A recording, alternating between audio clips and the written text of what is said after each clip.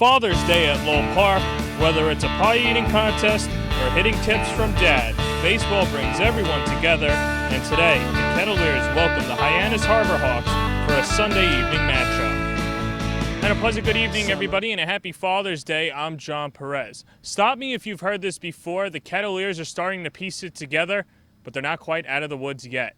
Last night in Brewster, the bats came around, but it was the bullpen that faltered. Let's take a look at the highlights. The Kettleers and Whitecaps meeting for the second time in 4 days. Two southpaws on the mound. Aaron Soto from Tennessee goes for the Whitecaps. Matt Ledresch for the Kettleers. Top of the first after Jack Klein and Jordan Pierce reached. Albie Wise from Cal State Northridge puts the Kettleers on the board with an RBI single to left center. Kettleers up 1-0. Ledresch cruised through the first 3 innings, but the fourth is when he unraveled. After walking the first 2 hitters, Ledresch serves up a 2 RBI triple to Matt Davis from VCU, and then 2 batters later, Jared Barnes from South Alabama cracks an RBI single, Davis scores, and the Whitecaps have a 3-1 lead. The Kettleers would answer the next time they came to the plate. Pat Dorian and Cal Stevenson both started the inning off with hits. Jordan Pierce drew a walk, and Cotuit manager Mike Roberts opted to send Corey Voss to the plate for Albie Wise. And Voss would deliver. He hammers a first-pitch fastball over the left field wall. It's a grand slam for Voss, his first of the year, and the Kettleers lead 5-3. Bottom half of the 5th inning, Jared Padgett from Mississippi State in his second frame gives up a first-pitch solo home run to North Carolina Tar Heel Logan Warmoth. Brewster within 1 at 5-4. After giving up a hit to Brent Rooker, Padgett's day was done, and it was up to Vanderbilt reliever Matt Rupenthal to get out of it. And he did. A strike him out, throw him out, and the Kettleers are out of the jam. Top of the 6th, Alonzo Jones from Vanderbilt leads off with a double, and it's up to Cal Stevenson to give the Kettleers the insurance run that they've been looking for, but he strikes out, and the inning ends. Bottom 6, after back-to-back hits, A.J. Graffinino laces a 2 RBI double down the right field line, and the Whitecaps parachute back in front 6-5. The bats would not come around for the Kettleers as they lose to Brewster 7-5 and drop to 1-7 on the season.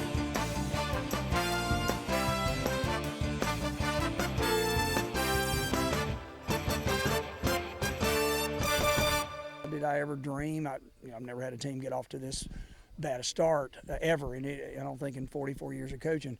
But do I think we have a chance to be pretty respectable soon if we can cut out, some mistakes there, and certainly base running mistakes is what I was talking to the offensive team about. Is you got 3 glaring base running mistakes out there that were totally preventable. So. All season, Cotuit manager Mike Roberts has preached defense up the middle. It seemed as if he's found his middle infield in Josh Shaw at second base and Ryan Hagan at the shortstop position. He's even mentioned that Jack Klein in center field has been a positive. But he's still looking for one of 4 catchers to take over that starter's role behind the plate. He wasn't happy after last night's performance by either of the catchers, and this is what he had to say. What was that meeting like with the catchers just now, and what did you go through with them? Well, we've got, 4 catchers, and we're trying, again, I'm an old catcher. Coach Clark's I'm a real old catcher. He's kind of a young old catcher. And, we're trying, again, we don't call pitches, and we're trying to, most catchers that come here have had every pitch called for them in school. And so we're still working really hard to try to get them to understand not only are they calling pitches, but they have to understand the situation of the game. So I'll give you an example, is that in the inning where Matt was out there, Rupenthal, and you've got men on second and third, and you've got 1 out, and you got the number 9 hitter, and you got 3 right-handed hitters coming behind him. And so we just lay fastballs in with first base open.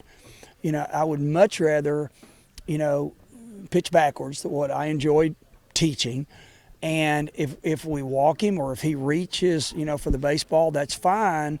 And then we still got double play set up, whatever we want to do with 3 righties coming up. And we just lay the baseball right in the middle of the plate. He beats us with, kind of not a really hard hit ball, but down the line. And so we're just trying to teach them the situational while they're calling pitches without us doing it from the dugout. But we're really struggling. And the second part is just way too many balls coming out of the mid, and we count every day. When I do things with the Cubs, and you read reports, every time the ball comes out of the glove is reported, and right now we're breaking the record for it. Ball coming out of the glove and not keeping the ball in front of us. But we've got a pretty good pitching staff that I think has a chance to be a lot better. And just about everybody that's going to run out there the rest of the summer is going to throw pretty hard. And I think we've got more guys with good breaking balls than we've had. You've seen Hawk, you've seen Rupenthal, you saw Robinson out there with a breaking ball. So, I think, are they going to be a little tougher to catch than probably some of them are actually used to as far as pitcher after pitcher after pitcher after pitcher? Yeah, I think so.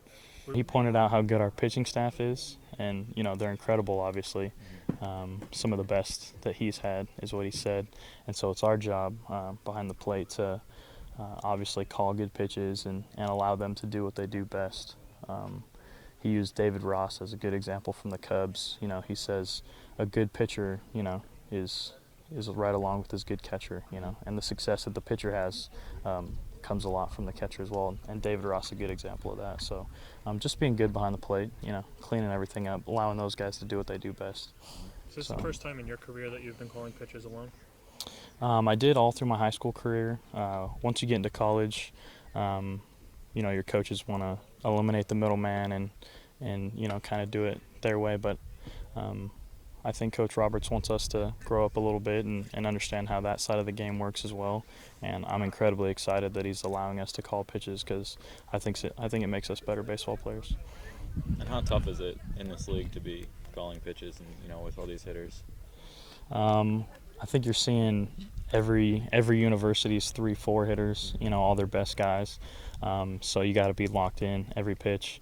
It's not where you can go to school and he's an 8-hole hitter or the 9-hole hitter tonight for their team got a 2-run hit. So it's all about being locked in every pitch and I think it makes us better baseball players having to be locked in. Curry College offers 14 NCAA Division III athletic teams in sports such as football, baseball, softball, basketball, hockey, soccer, lacrosse, tennis, cross country, and volleyball. Read about the success of the Curry Colonels and their championship teams. It's all online at curry.edu. The Kettleers and Cotuit Athletic Association welcome Spencer Hollett Plumbing and Heating and the Cooperative Bank of Cape Cod as members of the exclusive Kettleers Club in 2016. Visit Stars Restaurant at Chatham Bars Inn Resort and Spa for a world-class dining experience, a proud member of leading hotels of the world. Let's take a look at the scoreboard from last night. Orleans beat Harwich 1-0. Brian Miller's RBI single in the bottom of the ninth gave the Firebirds the win. Cotuit travels to Orleans tomorrow. Hyannis picked up its first win of the season last night against Wareham. Zach Rutherford from Old Dominion went 2 for 4 with 2 RBIs. Cody Henry from Alabama had a double and 2 ribeye steaks as well. Chatham back at 500 with a 5-2 win over Falmouth on the road. Chase Pinder from Clemson went 3 for 4 with a run batted in. Tanner Chalk picked up the win for hurling 5 innings with a 2-run ball. UCLA's Moises Queja notched his first save of the season with a scoreless ninth. So with that said, what does it do for the standings? Harwich still the top team in the West at 6-2, but a big win for Orleans last night pushes them within a game of the first place Mariners. Brewster and Chatham at 500 are tied for third, and YD playing better of late, only 2 games under 500. In the West, Bourne is the cream of the crop by a game. Falmouth and Wareham in a 2-way tie for second, with Cotuit and Hyannis struggling at the bottom. I'm now joined by Kettleers broadcaster Jason Zaro. Jason is on the phone with Aiden Doyle. And Jason, you've been relatively closer to the gate broadcasting all of these road games. They got 4 catchers on the roster. Are you noticing anything right behind the plate, literally where you are, and behind the dish itself? Well, there's plenty of depth, like you mentioned, with 4 guys that you can throw in at the catcher position. There's just been some inconsistency. I think the only man who's been a real backstop behind home plate, really stopping everything in the dirt, has been Tim Susnara. Hagan Owenby showing off a great arm, but then Albie Weiss hasn't been back there a whole lot. Corey Voss showed out. You can throw guys out at third base. He did so twice last night. I think it's a matter of just keeping the ball in front. Mike Roberts said they're really working on calling a game, actually. It's the first time that most of them are doing it since high school. So doing that and getting in a rhythm with their pitchers is probably the biggest thing that they have to find right now. Now, obviously that's the biggest storyline, and we could talk about catching until the cows come home. But let's think about it like this. The bullpen has been used a lot so far. Starters really haven't gone that deep. The bullpen gives up 4 runs yesterday. What have you made of them? And, is it really the catcher's fault? Because a lot of their pitches seem to be up in the zone as well. I wouldn't blame the lack of longevity of the starters on the catchers. I think that's more just this is summer ball. We're in the first week of the season, and you don't want to wear these guys out when it's still mid-early June. As far as the bullpen goes, I think it's just a matter of finding the strike zone a little bit more. This team right now is last in strikeouts, and they have issued the most walks in the league and second in wild pitches. The wild pitches thing, that's probably half catchers, half pitchers. They don't know what's coming sometimes behind home plate, and we've seen some issues in blocking those balls. So I think this bullpen, once they get in a better groove with their battery mates, their catchers, they know where these guys want the ball in given counts, given situations, then maybe the bullpen improves and finds some more stability. Now, let's go back out to the field. It seems as if Mike Roberts knows what his defensive infield is going to be, with Shaw at second, Hagan at short, even Pat Dorian played at third base. He's had Alonzo Jones DH the last couple of days. He's a natural shortstop, and I guess it's a good dilemma to have, especially with the depth that they have in the middle infield, Clay Fisher coming as well. But what do you make of Alonzo Jones, and where do you see him fitting in the defensive infield? Well, I thought it was funny yesterday after the game. You or one of the guys asked Coach Roberts, is Alonzo Jones going to be in the infield at any point? Is he going to play shortstop? He's been at DH twice. He's like, oh, yeah, he'll be in the field. So I think give it some time, and eventually he'll figure out what he wants to do. Ryan Hagan has been great at short, most putouts on the team. Josh Shaw, second right behind him. It's not even close. Pat Dorian, we saw at third. I wouldn't be surprised if Hagan moves over from short to third, giving space for Jones at short, who has range for just days at that position, and you'll have a very solid left side of the infield at that point. And, of course, Hagan plays second and third at Mercer. Flirted a little bit with shortstop, and that's where he's been thus far. All right, so that's Jason. Thanks for the time. We'll now speak to Jaron Kendall, who's now back with the team. I caught up with him yesterday, and this is what he had to say. With Jaron Kendall, a returner from last year. And, Jaron, I know you're supposed to play for Team USA, but what are you looking to accomplish in Cotuit before you head off there? I think the biggest reason is for me to come out and just see everybody again. Last year meant a lot to me to come out and see Coach Roberts and stuff. But I'll be getting a few IBs just to kind of get it going again in the summer for USA. You could have had a couple of weeks off. Why did you choose to come back to Cotuit? Sitting at home's not too fun, so I figured I'd come out here. Called Roberts. He said it was okay, so I had to do it. I know you were only here for a couple of innings watching tonight's game, but what did you see in the team, and what are some things that you feel that you can bring to the squad? Yeah, offense needs to be cleaned up a little bit. I'm not the solution, but I can definitely help, I think, and maybe put some speed on the base pass and hopefully just put some energy into the dugout. I had an opportunity to speak to Tim, too, another returner. What is it about Coach Roberts that you guys like playing for him specifically? He takes this thing seriously. He looks forward to this every year, and this is what he does. And he's a good guy and he's a good coach. So both of those put together makes up a pretty good team. All right, Jaron, thanks for the time. Appreciate it. It's Jaron Kendall. We'll see more of him in the weeks upcoming. We'll be back right after this. Father's Day at Lowell Park. Whether it's a pie eating contest or hitting tips from Dad. Hyannis Harbor Hawks leading off Trey Tuitt in the 2-hole. Ford Proctor from Rice hitting cleanup Jordan Rogers. And you look in the 6-hole, Cody Henry from Alabama. Peter Zyla was not in the lineup yesterday from Duke. He'll bat 7th, and he's in right field. And rounding it out will be Trey Habercorn. And now let's look at the Cotuit Kettleers. Jaron Kendall will lead things off. Expect that for the entire week. Alonzo Jones, fellow Vanderbilt player, right behind him. Corey Voss in the 3-hole and behind the plate. Grayson Genista back in the lineup in the cleanup hole. Then you look Shaw, Hagan, Dorian, Dugas, and on the mound for the Kettleers is Justin Hooper out of UCLA. That'll do it for Kettle Talk. This is John Perez signing off. We'll send it off to Jason Doro and Aiden Doyle. Guys, take it away. Well, thanks, John. And we are here at Lowell Park in Cotuit for this Western Division matchup between the Hyannis Harbor Hawks and the Cotuit Kettleers. A couple newbies in the lineup for these Kettleers tonight, Jason. Justin Hooper, left-hander out of UCLA on the mound. And Jaron Kendall, a returnee from last year who's in here in Cotuit for the week or so. He was selected for Team USA, but he is playing for the Kettleers for this week. You excited to see him, Jason? Oh, yeah. I don't think Kendall will be here for long, like you said. Team USA, their collegiate national team, starts training June 27th, so probably a week at most, but he led Vanderbilt in just about every statistical category offensively this spring. So he's an outstanding player and a definite talent that Cotuit will have in center field this week. Well, we're just about ready to get things started here on Father's Day, June 19th, and it'll be Trey Truitt, the center fielder for Hyannis, leading things off against Hooper. Truitt wearing number 8 for Hyannis out of Mercer University. And he takes ball 1 outside on the fastball from Hooper. Truitt, a right-handed batter versus the tall, lanky southpaw. And he fouls this one away out of play. Justin Hooper, a guy who is a very highly touted prospect out of high school, drafted in the 25th round of the 2015 draft. Ranked number 3 on Perfect Game USA's list of top 500 high school prospects in that year. Well, he misses down and in with the breaking ball, and the count moves to 2-1. This season at UCLA probably didn't pan out the way he had hoped, though. Pitched just 8 innings over 14 appearances. Finished with an ERA of 18. Count even at 2-2 to Truitt, and you mentioned it. He's one of the one of the most hyped prospects coming into that UCLA Bruins team this season. One of the most highly touted high schoolers in the country. And this one's chopped back, but the home plate umpire will rule it foul, and the count remains 2-2. The UCLA website lists him at 6'5", 230 pounds.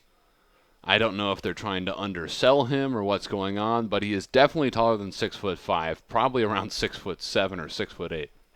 He lists the 2 guys who he likes watching the most, or at least one of them liked watching the most, in MLB players: Chris Sale, current starter for the Chicago White Sox, and then Hall of Famer Randy Johnson. So you can see the comparisons there. Hard-throwing left-handers, big, tall, and lanky. And the breaking ball from Hooper down, and Truitt chases for strike 3. So Hooper strikes out the first batter he faces here in his Cape League debut. Nice mix of pitches from Justin Hooper in his first start here as a Cotuit Kettleer in 2016. That'll bring up Ford Proctor out of Rice University in Houston. And the breaking ball from Hooper hits him, and so the Harbor Hawks have a man aboard here with 1 down in the top of the first. Both these teams enter the ball game at 1-7 on the season, tied up in the West Division cellar. So the winner will get their second victory of the year, and the other one will have sole possession of last place in the West. Hooper working from the stretch, looks over at Proctor, and fires a fastball on the outside part of the plate for strike 1. Hyannis, by the way, did not have a win until yesterday. They defeated Wareham 5-4 in a day ball game. I think they had like a 2 p.m. first pitch, and they barely beat the Gatemen. Right-handed hitting Proctor skies one in the air to right. Dugas moving over, battling the sun, but puts it away for out number 2. And that'll bring up the number 3 hitter, Zach Rutherford, for Hyannis. Right-handed hitting shortstop. That'll be Jordan Rogers, as Rutherford just flew out. So Rogers up to the plate now. Out of the University of Tennessee in Knoxville, shortstop tonight for the Harbor Hawks, with a man aboard and 2 down. He takes off for second, and the throw from Corey Voss in time for the 3rd out of the inning. So the Harbor Hawks go down, no runs, no hits, no errors, and no men left on base. When we come back for the bottom of the 1st inning, it'll be Kendall, Jones, and Voss coming up for the Kettleers. You're listening to Kettleer Baseball. The Cooperative Bank of Cape Cod is keeping Cape Cod positively different by partnering with community organizations like the Kettleers and the Cape Cod Baseball League. with 9 convenient branches from Falmouth to Harwich and everywhere with mobile banking. Visit mycapecodbank.com to learn more. If you're looking for quality plumbing and heating work, call Spencer Hallett at 508-428-6080 or visit their website at hallettplumbing.com. Do you know what that sound is? That's your new digital marketing department. And that'll be your new web designer. And that's Haibu, where these experts are joined by many more, from web designers to search marketing specialists who work hard to get your business noticed online and on mobile. Best of all, Haibu can do it all for you, or give you the tools to do it yourself. To find out more, go to haibu.com, that's HIBU.com, or call 855-464-HAIBU. Oh, that'll be your next new customer. Haibu, made for business.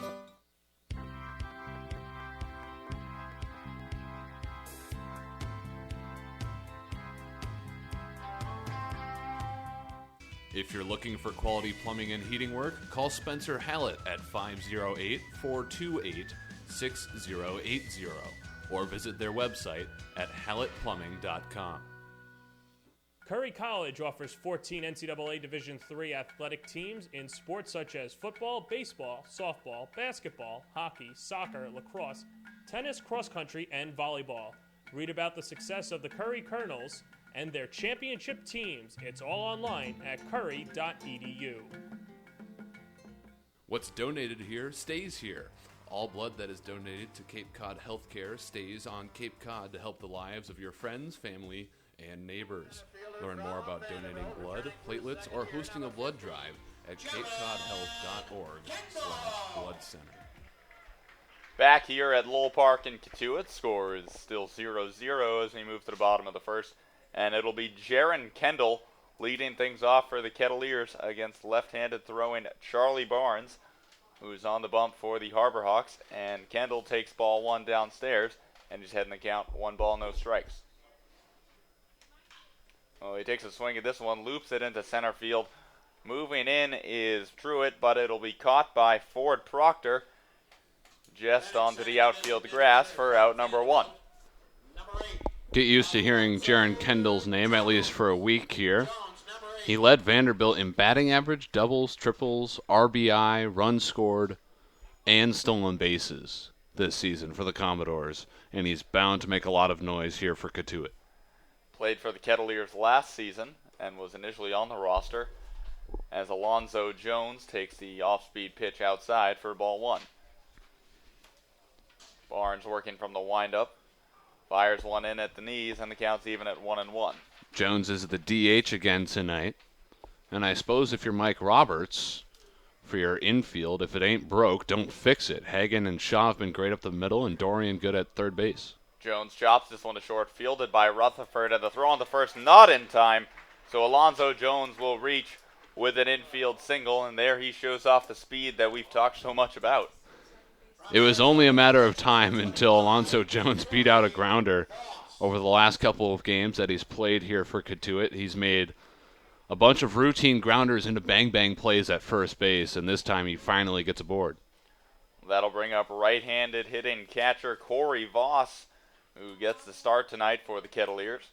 Had a big hit last night, and that's a bit of an understatement. A grand slam over the scoreboard at Stony Brook Field in Brewster. And he bats here with 1 man aboard and 1 down in the bottom of the first. That grand slam might still be flying. Corey Voss hit that over the scoreboard, like you said. I think one fan thought it went 430 feet or something like that. It wouldn't have surprised me. Well, the off-speed pitch from Barnes finds the outside part of the plate, and there's 1 strike on Voss.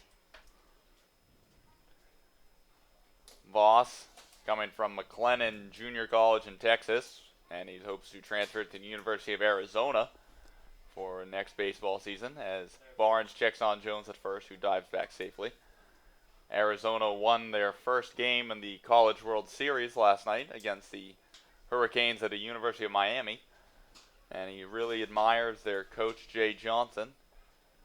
And Jones takes off for second, and this one is looped in the air by Voss. And it goes into foul territory just over the reach of Staguar and drops out of play. So Voss will come back to the batter's box with a count 0-2, and Jones will retreat back to first. That would have been an incredibly tricky play if that ball had landed fair, because Alonso Jones was on a full sprint from second base back to first. Corey Voss was probably only 10 feet from Jones, who would have had to scurry back to second base had it landed fair. And normally that might turn into like a double for Voss because of how long it held up in the air. Just seemed to, if that had dropped in fair territory, really would have been no man's land. As Barnes, working from the stretch, fires a breaking ball but misses down and in, and the count moves to 1-2. Barnes, a member of the Clemson Tigers baseball team, left-hander, stands 6'2", 180 pounds. And he fires a fastball that Voss fouls over the backstop and out of play. Barnes, another highly touted prospect. He's made most of his appearances out of the bullpen for Clemson, but he's also got some spot starts. The number 20 ACC prospect for the 2017 draft as rated by D1 Baseball. Barnes checks on Jones again at first, who gets back safely. Light breeze blowing out towards left center here, so basically exactly where Corey Voss hit his grand slam last night. I'm sure he's got to like that. A couple clouds in the sky here at Lowell Park as Voss hits one weakly. Moving to his left is Proctor, the second baseman, and on to first to retire Voss, but Jones moves to second on the play. And so now the Kettleers have a runner in scoring position with 2 down here in the bottom of the first. Genesta, number 30. Genesta gets a chance here to not only boost his batting average, but maybe send a run home. He's batting just above 100 in 8 games and 21 at-bats. He has scored 4 runs. More walks than hits so far from this season, though. Ratio of 3-2. Genesta, a big left-handed hitting first baseman and outfielder from Wichita State, takes ball 1 high on the off-speed pitch from Barnes.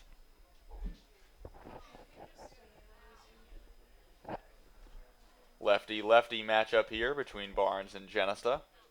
Jones leads off of second as Barnes fires a fastball in at the knees to even the count at 1-1.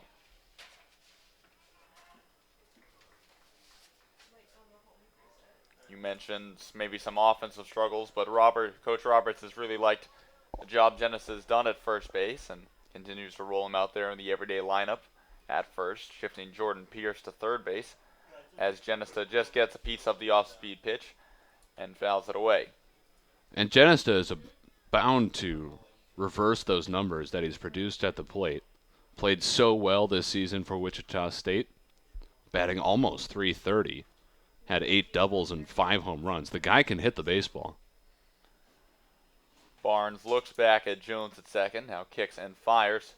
A breaking ball in there on the inner half for strike 3.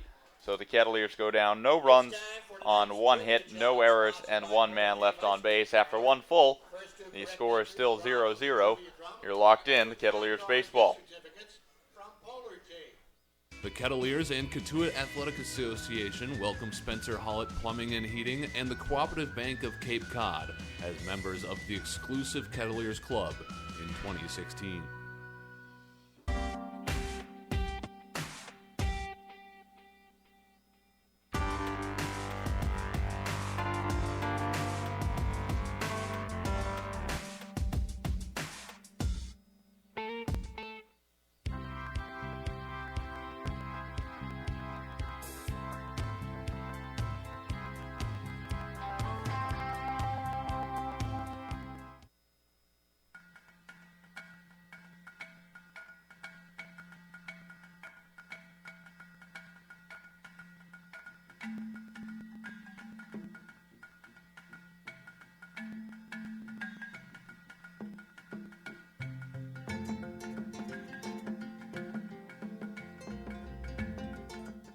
Cape Cod Healthcare.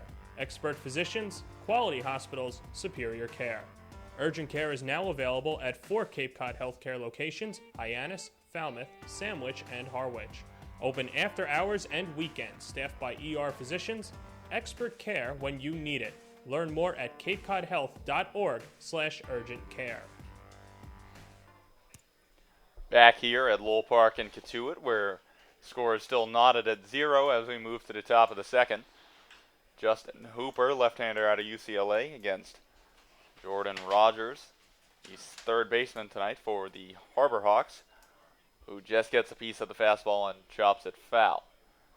0-1 the count on Rogers. Hooper, a big, tall left-hander, as we talked about before, fires an off-speed pitch down in the zone, and Rogers chases for strike 2. Rogers playing his college ball at the University of Tennessee, a junior infielder. Hooper goes back to the fastball but misses just outside, and the count moves to 1-2. That fastball at 93 miles an hour. We know just how hard Hooper can throw. We've seen it in several bullpen sessions. And he goes off speed here, though, but retires Rogers on the strikeout. And there's one down here in the top of the second.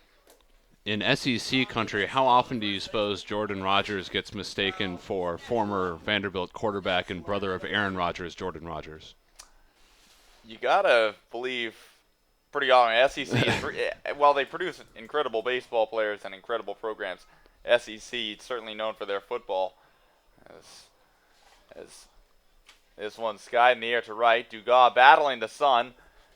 Makes it look difficult, but puts it away. That was Carl Stadjuar, the first baseman tonight for the Harbor Hawks, who put that one into right. But now 2 down in the top of the second, and that will bring up Cody Henry, the designated hitter tonight for Hyannis.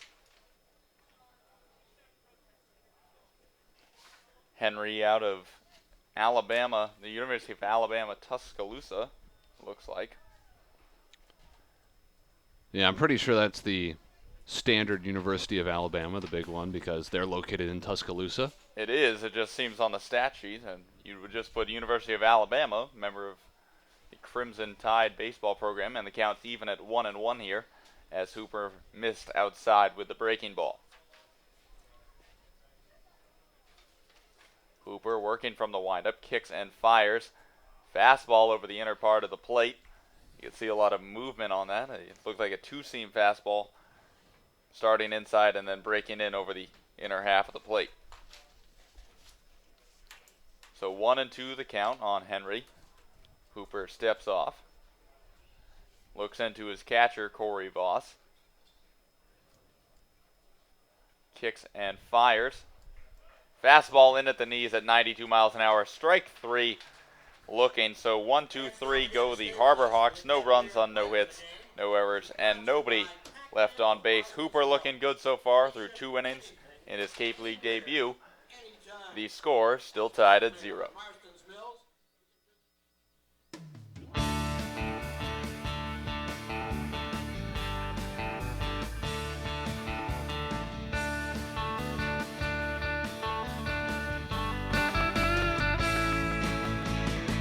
Summer baseball's underway. People get ready for a brand new day. So grab your hat and grab your glove. We gotta cheer for the team we love. The ball's racing down the line. Come on, coach, give them a sign. The runner's waiting, he's ready to steal. The Kettleers are gonna seal the deal. Hey, Cotuit, hey, hey, Cotuit. We all know that the boys can do it. Hey, Cotuit, hey, hey, Cotuit. We all know that the boys can do it. Playing baseball the Cape Cod way. Kettleers are gonna win today.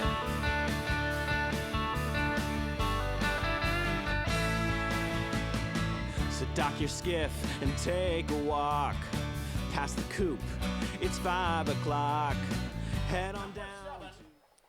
Here at Lowell Park, as we move to the bottom of the second inning, score still knotted at 0, as Jackson Klein, left fielder out of Stanford University for tonight for the Kettleers, digs in against Charlie Barnes, who fires a fastball but misses outside. Left-handed throwing Barnes against the right-handed hitting Klein. 1-0 the count. And this one's ripped into left field for a base hit. And Klein reaches first on the single to left, and the Kettleers have their leadoff man aboard here in the bottom of the second inning. Let's see what Mike Roberts wants to do with his leadoff man aboard. You have a good hitter coming up and a hot hitter in Josh Shaw. But given that Hyannis has not been the best team offensively, they have a fair amount of hits, but they haven't turned them into a whole lot of runs due to a lot of untimely hitting. Maybe Cotuit just wants to move Klein around and perhaps get a run up on the board.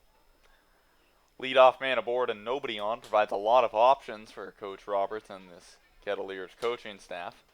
Of course, you can always just try to steal Klein straight up and then let Shaw swing away. Like you mentioned, Josh Shaw into the box now for the Kettleers. Right-handed hitting second baseman tonight for the Kettleers out of St. John's University. And the throw over to first, Klein going, and the throw down to short. Rutherford applies the tag, and the Kettleers run themselves into the first out of this second inning. Like I said, you can try to steal second base, but on a left-handed pitcher, that probably means you're going to go on first motion. That's what Jackson Klein was doing, and it was an easy pickoff for Charlie Barnes. So now Barnes back to the windup, fires a fastball into Shaw, who fouls it out of play down the right field line. 0-1 the count on Shaw now with one down here in the bottom of the second inning. Barnes has made a start this season for the Harbor Hawks as he misses downstairs with a breaking ball, and the count evens at 1-1. He went 4 innings, gave up 8 hits, 5 runs, only 4 of them earned. Didn't walk anybody and struck out 7 as the breaking ball from Barnes misses and Shaw's quickly had 2 balls and 1 strike. Shaw rips this one into right field. That'll get down for a single. Rounds first but retreats back. And so now the Kettleers have their second hit of the inning, but only one man aboard as Ryan Hagen steps up to the box. That's just got to be tough to watch for Kettleer fans. You get the leadoff man on, and then the next batter falls with a single. You probably have first and third here because you have the speedy Klein, and that single was ripped into right field. Instead, you just have one man on and one away. So the right-handed hitting Hagen steps up to the plate against the left-handed throwing Barnes.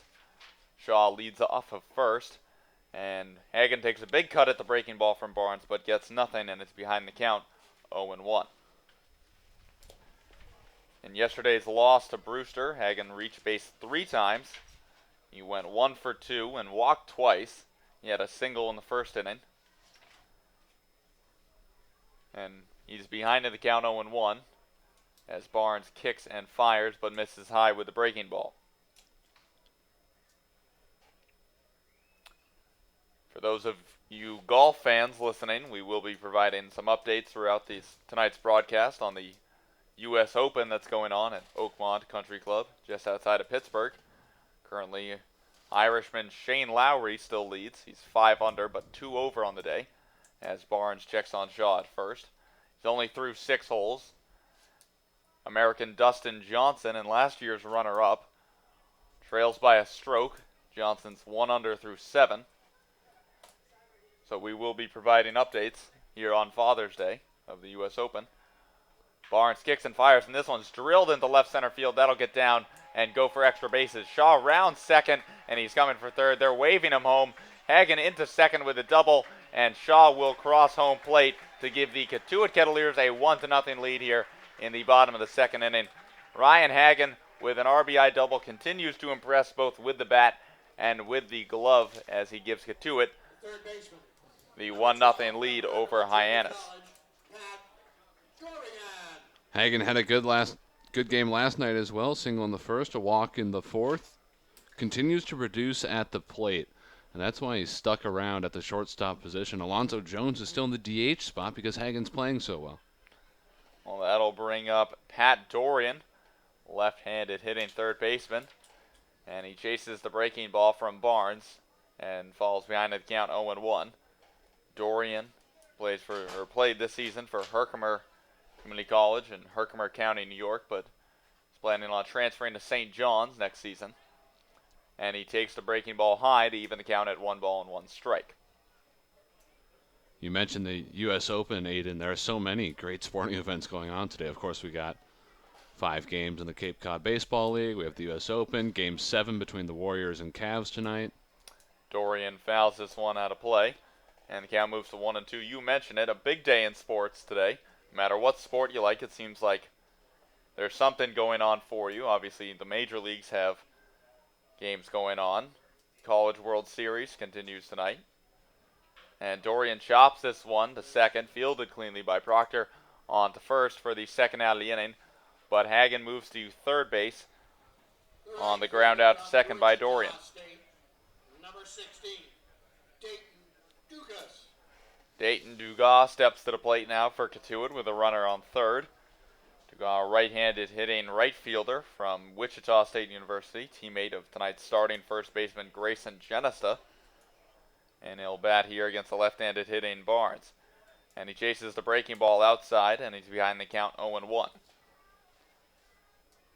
Some more sports, for those of you who are soccer fans. Obviously, the Euros are going on, as Dugas chases another breaking ball outside, and he's behind the count 0-2. We're only a few days away from the Copa America semifinals between the United States men's national soccer team and Argentina, as Dugas lays off this one, and the count moves to 1-2. So, no matter what sport you like, it's going on right about now. Mid-June. It's a great time to be a sports fan. Barnes kicks and fires and catches the outside part of the plate with the two-seam fastball for strike 3. But the Kettleers do get a run. 1 run on 3 hits, no errors, and 1 man left on base. After 2 full, Kettleers have a 1-0 lead over the Harbor Hawks. Do you know what that sound is?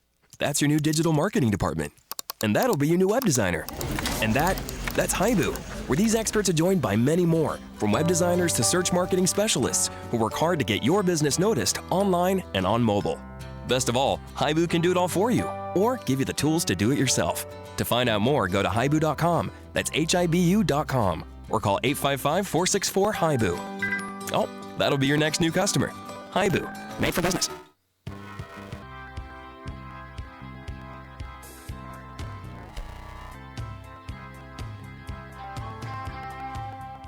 If you're looking for quality plumbing and heating work, call Spencer Hallett at 508-428-6080 or visit their website at hallettplumbing.com. Curry College offers 14 NCAA Division III athletic teams in sports such as football, baseball, softball, basketball, hockey, soccer, lacrosse, tennis, cross country, and volleyball. Read about the success of the Curry Colonels and their championship teams. It's all online at curry.edu.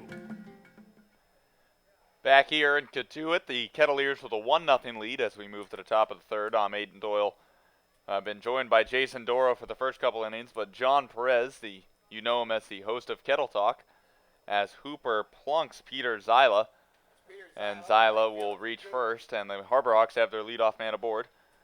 John Perez joins me here in the booth to talk about the catching situation tonight, or this season, for the Kettleers. Yeah, thanks, Aiden. You know, much has been talked about the Kettleers catching staff, and, you know, they currently have 4 on the roster. It wouldn't make much sense at the moment to release one of them and then bring in another catcher because all of them can hit. But I did speak to someone who was very familiar about catching for Cotuit manager Mike Roberts, and that's Coach Nolan Clark. Clark was a part of the 2013 team that won the Cape League title. And Clark was a 4th-string catcher, but because of some injuries in the MLB draft that year, Clark continued to work hard and found himself behind the plate as the top catcher during the stretch run and the playoffs and eventually the championship round. But I asked him today how long it took him to adjust to getting on the same pages as each pitcher that he spoke to and that he worked with that season. And he said all it takes is one pitch to get in sync with them. And, you know, he also said that he has a good group, that they're just struggling right now and nothing seems to be going, but this is the first time that they're calling pitches since high school, or even younger than that, because a lot of high school coaches and college coaches like to be the middlemen. But he said what he's seen from them thus far in practice and even today in BP is that there are encouraging signs on the way. So pitch selection has been spoken about, and that's one thing that this team has been working on, and he is looking for brighter days ahead. Guys, back to you. Thank you, John. And now the count 1-1 on right-handed hitting Chris Hudgens, the catcher tonight for Hyannis. Hooper hit his second batter of the day in Peter Zyla, so the Harbor Hawks have their leadoff man aboard. Hudgens in the 8th spot tonight for Hyannis as Hooper checks on Zyla again. Corey Voss doing the catching tonight for the Kettleers, going off of what John said there. We talked about earlier the grand slam he hit last night. So impressing Coach Roberts and the Kettleers staff enough to get a start tonight here, catching Justin Hooper. Kicks and fires, and the runner goes. He'll round second but retreat back on the single by Hudgens. Bobbled a bit by Dugas on right. But now the Harbor Hawks have runners on first and second here with nobody down in the top of the third. That was a weird series there for Peter Zyla going on the pitch, and he kind of has to hold up to make sure that ball isn't caught, hit to the right side. And then he turns around just as he hits second base to see how the ball is fielded by Dugas. Instead, he should probably be looking at his third base coach to get his sign because he has a better read of whether or not he'll have time to chug down to third base. You're taught that a lot in youth baseball. Just look at the coaches, don't look at the play.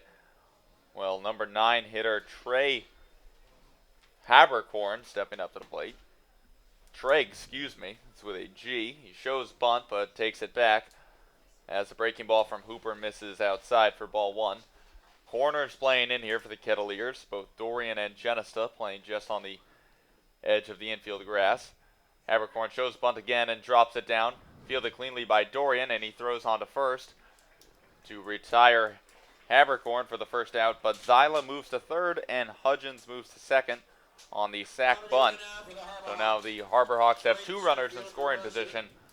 The top of the order coming up, and only 1 down here in the top of the third. Seems like every time Cotuit gets on the board, their opponent answers. Last night against Brewster, they got the 4 runs in the 5th, and then the Whitecaps would score 1 run in the 5th, 2 runs in the 6th, and another in the 7th. Hooper working from the stretch to Trey Truitt, who lines one foul down the third base line. Truitt struck out swinging in his first at-bat against the left-hander, and he's behind in the count 0-1 here. If we go to the night before as well against the YD Red Sox, Cotuit scored in the top of the first, Red Sox scored in the bottom of the first. Cotuit scored again in the 8th, and then YD took the ball game in the 9th.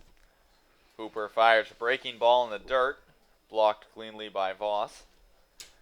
The entire infield now playing in for the Kettleers, with runners on second and third. 1-1 the count to Truitt. Hooper kicks and fires a breaking ball, just misses outside, and the count moves to 2-1. Truitt, a right-handed hitting center fielder out of Mercer University. Teammates with Ryan Hagen there. And he calls time here, and he'll step out of the box.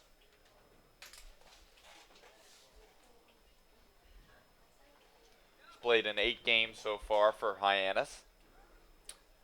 He's 8 for 33 now. And he takes ball 3 outside from Hooper, who misses with the off-speed pitch. This is a situation that Mike Roberts talked about yesterday after the game when talking about his catchers and calling a game. First base is open. You don't have to give him a fastball right down the middle. Well, he fires one in there, and this one's roped down to left field, and that'll get down for extra bases. Zyla comes in to score. The throw goes to second, but not in time, as Truitt has himself a double. Chris Hudgens moves to third on the play, and the the Harbor Hawks tie it here at 1. Now Coach Mike Roberts will take a stroll out to the pitcher's mound to have a chat with his left-handed starter. And I wonder if that's going to come up, the situation there. Having runners on second and third, so first base is open. You don't have to pitch to Habercorn. You do want to try to get him out, given that he's the 9-hitter, and the top of the order will follow. Both a 3-1 count. That was a pretty good pitch from Hooper, coming low and inside. It wasn't half bad. Excuse me, that was Trey Truitt batting, but you got plenty of good hitters coming up here. And for those of you watching this game being streamed live, you notice the height differential out there on the pitcher's mound. Hooper, we've talked about how big he is, standing listed at 6'5". You and I both agree that there is not a chance he is 6'5". It's not even close. I was about to ask you, just a guess, what size shoes do you think he wears? 17. That's my guess. We should find out after the game. Well, he'll face Ford Proctor here, and he fires a breaking ball but misses outside. Proctor was hit by a pitch in his first at-bat, but caught stealing second. And he bats here against the left-hander with runners on second and third, and one down in the top of the third. Lefty-lefty matchup here. Proctor out of Rice University, and the fastball from Hooper misses downstairs, but is blocked by Corey Voss. We've seen it earlier in the past few games for this Kettleers team. Guys with great stuff. One of last night's relievers, Matt Rupenthal, comes to mind, but maybe not locating the ball that well, as Hooper misses downstairs with a breaking ball, and the count moves to 3-0. They have the stuff, when they're on, they're nearly unhittable. It's just a question of finding the zone. And again, having that right chemistry with your battery mate, having your catcher know where you want to put pitches in given situations, and have a catcher call a game and not rely on the coaches. Hooper finds the zone here, takes a little bit off the fastball, but still hits 90 miles an hour. And the count moves to 3-1.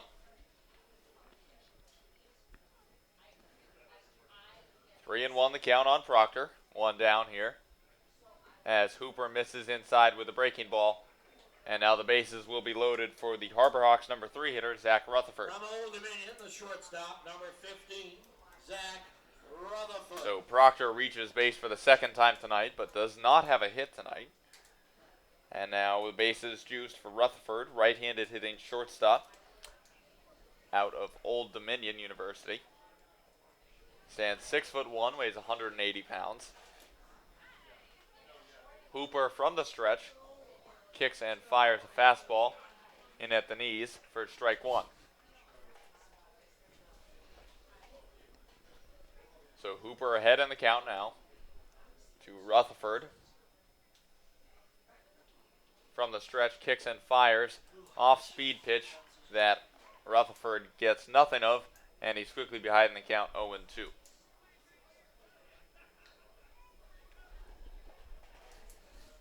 Unusual situation tonight for Hooper so far, at least this inning. Working ahead in the count, can go a lot of different ways here, and he goes to the breaking ball. Rutherford lays off, but it's blocked by Voss, and the count moves to 1-2. Nice job by Voss getting down on his knees and keeping that ball in front. Cotuit has a righty warming in the bullpen now, so we already saw Mike Roberts go out to the mound once. Probably has a short leash at this point. This one's chopped towards third, but foul. And the count remains 1-2. Hooper wears number 51 for the Kettleers. This is his first appearance for Cotuit this season. Now, I'm not sure if that's just his style or if we didn't have pants to fit a 6'7" gentleman, but they come right above his ankles. And now the left-hander kicks and fires, and this one's grounded foul between the legs of the first base coach as the Hyannis bench gets a good little chuckle as their first base coach let it go right through the 5-hole. Looks like that broke Rutherford's bat, and he'll go into the Hyannis dugout to get himself a new one. I think Hooper's pants are reaching as far as they possibly can at that point, Eden. And what's amazing is most people, they'd be down and over the feet and have a little bit of extra room. So Hooper, a very imposing figure out there on the mound. You have to remember, he's just a kid, too. He's a freshman at UCLA, just one season under his belt. He fires the breaking ball here, but misses low, and the count evens at 2-2. A lot of players out here are freshmen, guys who have shown a lot of potential in high school and then have a good freshman campaign at their given university. But there's also a number of players who are 22, 23 years old who have played through some redshirt seasons. Hooper fires fastball, and this one's chopped down the third baseline foul, and the count stays at 2-2.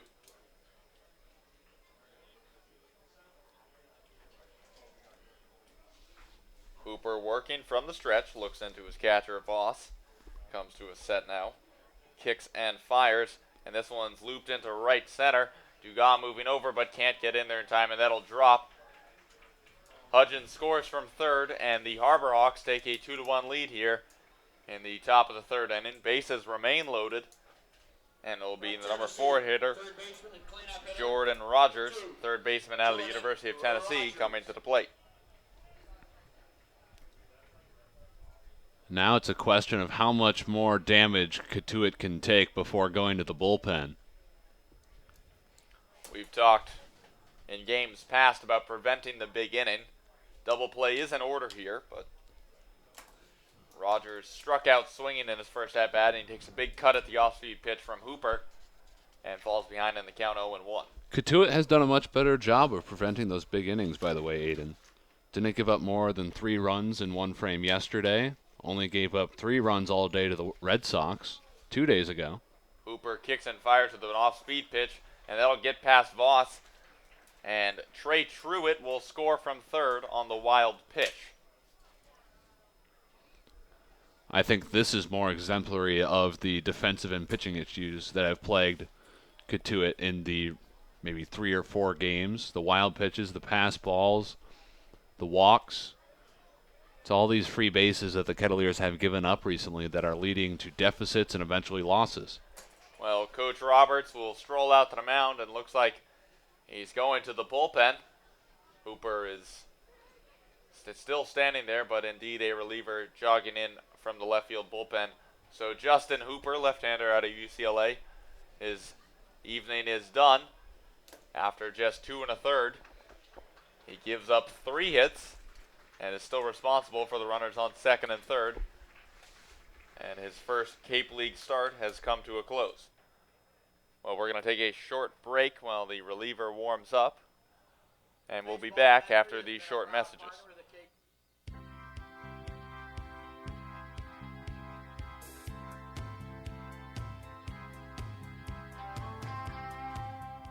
If you're looking for quality plumbing and heating work, call Spencer Hallett at 508-428-6080 or visit their website at hallettplumbing.com.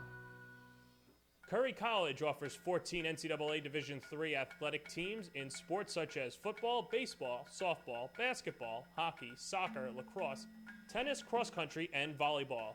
Read about the success of the Curry Colonels and their championship teams. It's all online at curry.edu. What's donated here stays here. All blood that is donated to Cape Cod Healthcare stays on Cape Cod to help the lives of your friends, family, and neighbors. Learn more about donating blood, platelets, or hosting a blood drive at capecodhealth.org/blood center.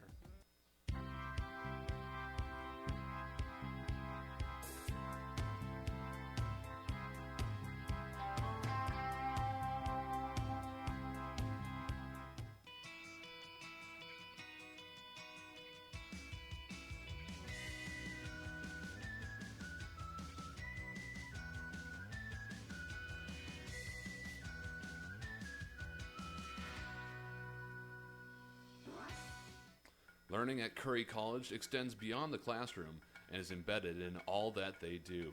Curry prepares students to engage in successful careers and active citizenship with a global perspective. Explore undergraduate majors, minors, and concentrations, including new majors in accounting, biochemistry, and mobile application development, online at curry.edu. Well, Coach Roberts and the Kettleers coaching staff, has gone to the bullpen. Right-hander Dave Garrix out of Pomona-Pitzer College coming in for the Kettleers. He inherits runners on second and third. And this one's grounded to short, fielded quickly by Hagan. Checks at the runner at third, but fires on the first for the second out of the inning. And that's why Ryan Hagen is still playing shortstop for Cotuit. Fields that one, a sharp grounder, and he doesn't rush it. He takes his time. He makes sure that the runner goes back to second. He looks over to third, checks Proctor back to the bag, and then delivers a strike to first base to get the second out. That'll bring up Carl Stadjuar, the right-handed hitting first baseman tonight for Hyannis, and he takes an off-speed pitch downstairs for ball one. Stadjuar out of the University of New Mexico. Stands 6'1" and is listed at 215 pounds. Right-handed Garrix fires a fastball, and this one's skied into right center. And it'll be the center fielder Kendall over to his left and puts it away for the third out of the inning.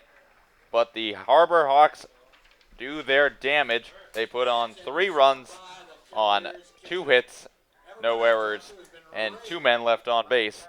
After 2.5, Hyannis leads Cotuit 3-1.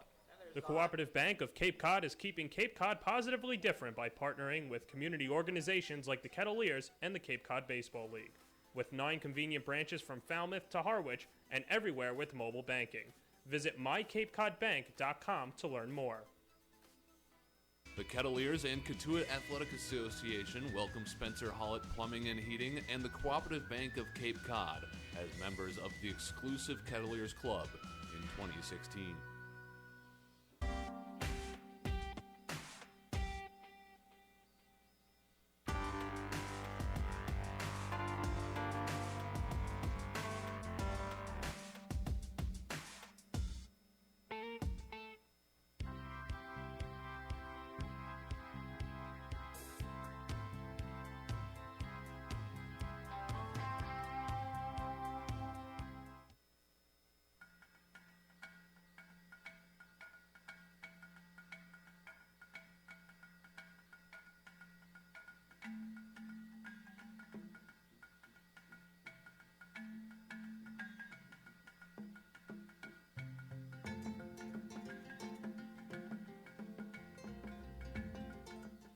Cape Cod Healthcare.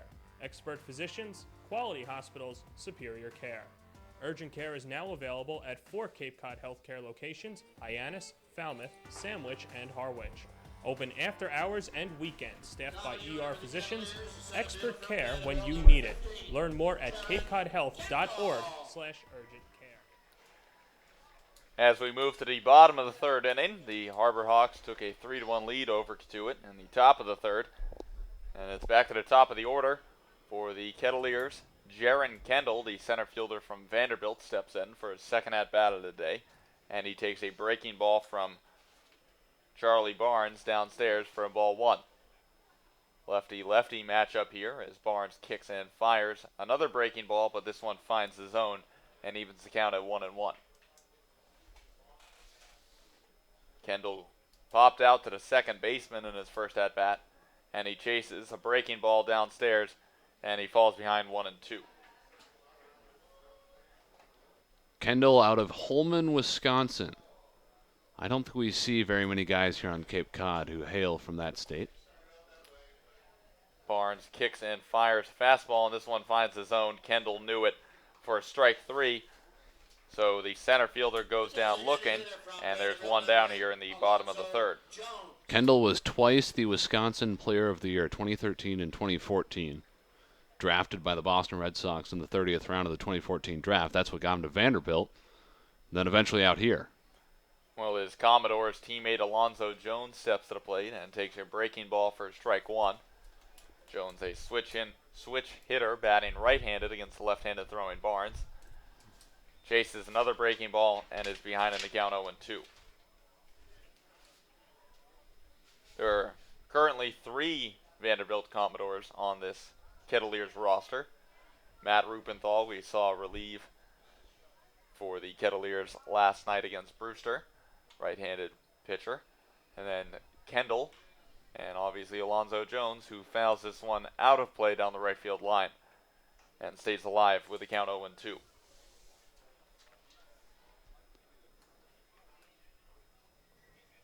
Barnes working from the windup as his right fielder Sila jogs back into right field after retrieving that foul ball. Barnes kicks and fires, and this one's roped into left field, and Alonzo Jones has his second hit of the day here for the Cotuit Kettleers. So once again, arguably the fastest man on the team is aboard. And it'll be Corey Voss, right-handed hitting catcher, step into the plate. Jones was 0 for 6 entering today. And so far this evening, he's perfect. 2 for 2, couple of singles. And it's a good time to have him on the base paths. I wouldn't be surprised if Mike Roberts tries to steal here. Voss grounded out to second base in his first at-bat. That's here with Alonzo Jones on first. Barnes now working from the stretch. Kicks and fires, but misses high with the off-speed pitch. Jones always a threat when on base. You can see Barnes taking his time, checking on the designated hitter over there at first, who gets a big lead off of first, and Barnes fires over to check on him. We did already see Jackson Klein get picked off earlier in this ball game, going on first motion, thrown out at second base. Jones once again leads off of first, and Barnes blows a fastball right past Voss at 90 miles an hour to even the count at 1-1. It's good to see Voss up there hacking, especially early in the count. If you don't have any strikes against you, why not take a home run swing? Paid off yesterday on the first pitch he saw. You mentioned the grand slam he hit yesterday was on the first pitch. Breaking ball from Barnes misses low, and Voss is ahead in the count 2-1.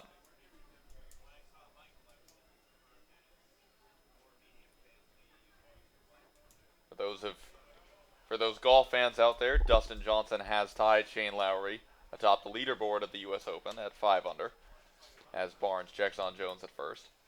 Johnson birdied the 9th hole at Oakmont, and he is 2 under on the day. Jim Furyk making a final round charge. He's 5 under through 17, and sits 3 back of the leaders Lowry and Johnson. And Barnes fires a fastball, but Voss fouls it straight back, and the count is even at 2-2.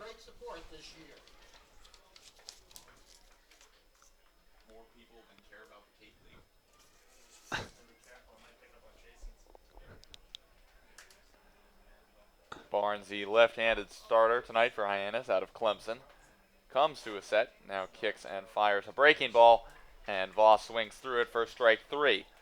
So Barnes picks up his second strikeout of the inning, and there are 2 down for Grayson Genesta, who comes to the plate with a runner on first. Cotuit hits the road tomorrow to play at Orleans. First 7 o'clock first pitch of the season, and then they get their first day off of the season. I think that works out well. You make that long trip out to Orleans, long as far as Cape Cod standards go. 7 o'clock first pitch, and then you get to sleep in the next day. Lefty-lefty matchup here between Barnes and Genesta. And Genesta calls time as Barnes took a while looking over at Alonzo Jones at first. You got any plans tomorrow before heading out to Orleans? No, I suppose we have a couple extra hours as well. Nothing out of the ordinary. Barnes kicks and fires from the stretch, and this one's lined into right center field. Zyla moving over, and he makes the running grab to put it away for the 3rd out of the inning. It was well hit by Genesta, but he gets nothing. No runs on 1 hit, no errors, and 1 man left on base. After 3 full, Hyannis leads Cotuit 3-1.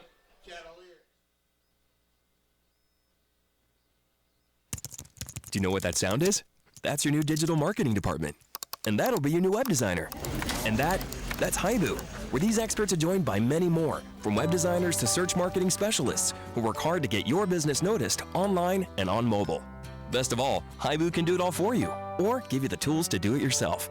To find out more, go to haibu.com. That's HIBU.com. Or call 855-464-HIBU. Oh, that'll be your next new customer. Haibu, made for business.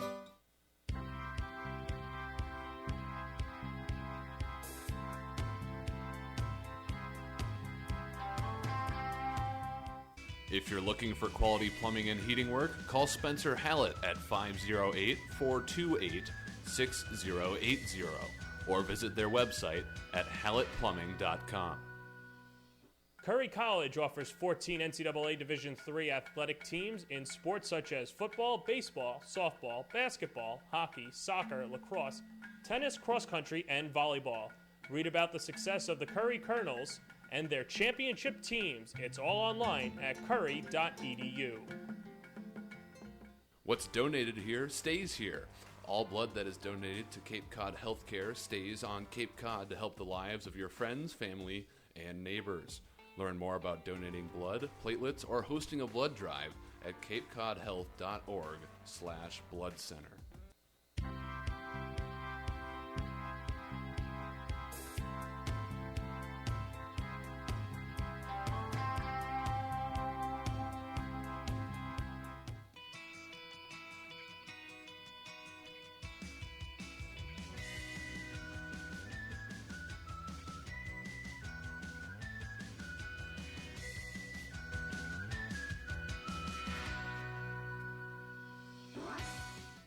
Learning at Curry College extends beyond the classroom and is embedded in all that they do. Curry prepares students to engage in successful careers and active citizenship with a global perspective. Explore undergraduate majors, minors, and concentrations, including new majors in accounting, biochemistry, and mobile application development, online at curry.edu.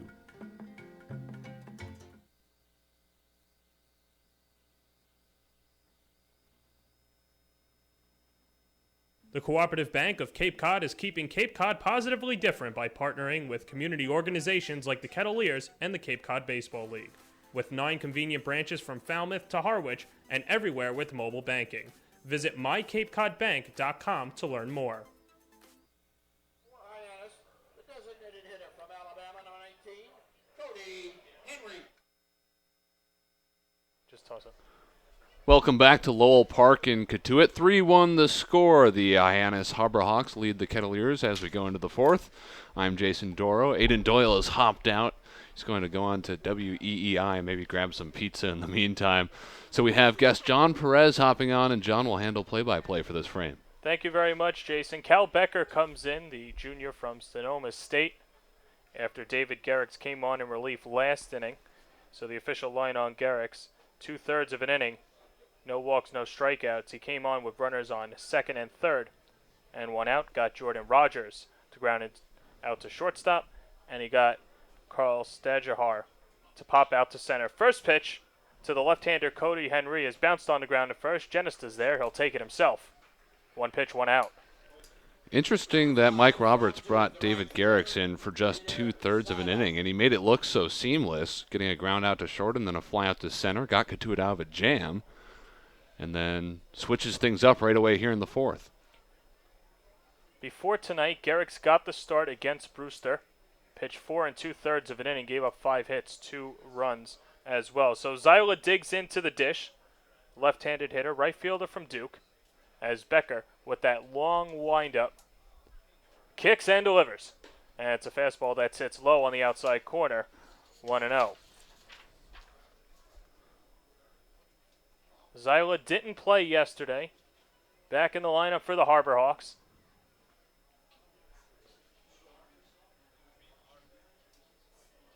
Last played a couple of days ago against Harwich. Went 0 for 2 as he watches a fastball bend upstairs.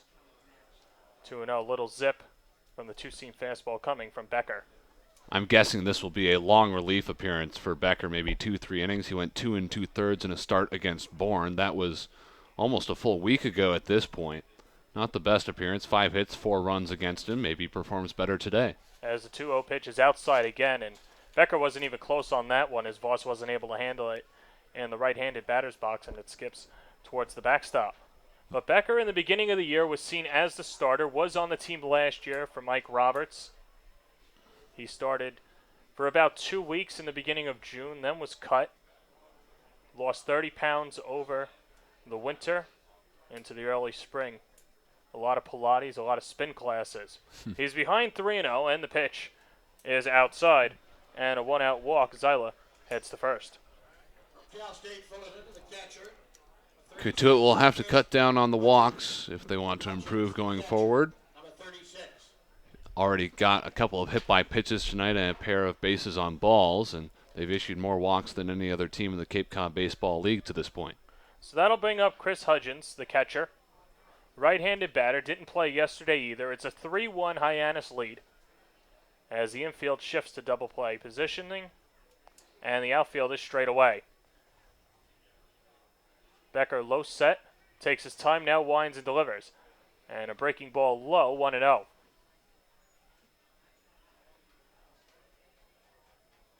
Hudgens 1 for 1 on the day. He's singled in the third.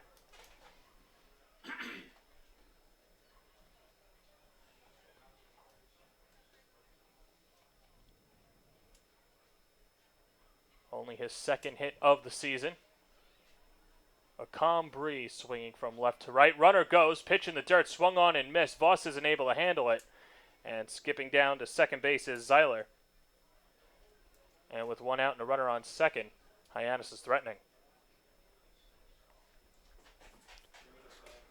Not the start that Becker wanted. He did get a quick out number 1, but he's starting to look more like the same pitcher that we saw against Bourne almost a week ago. He had 5 wild pitches in that game. And for Zeiler at second, that's his first stolen base of the summer. 1-1 pitch, low in the dirt, scooped out by Voss. Count 2-1. And maybe it was where the sun was located that night. Maybe it was something where the signals were off, but Corey Voss had a tough time tracking Becker's pitches that evening. A lot of pitches got past him in the dirt. And not just that, too, at Bourne.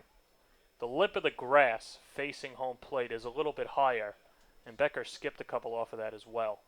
It's kind of like a deflection in hockey. 2-1 pitch, and that will go to the backstop. Squirts out of the glove of Voss, and heading over to third is Zeiler.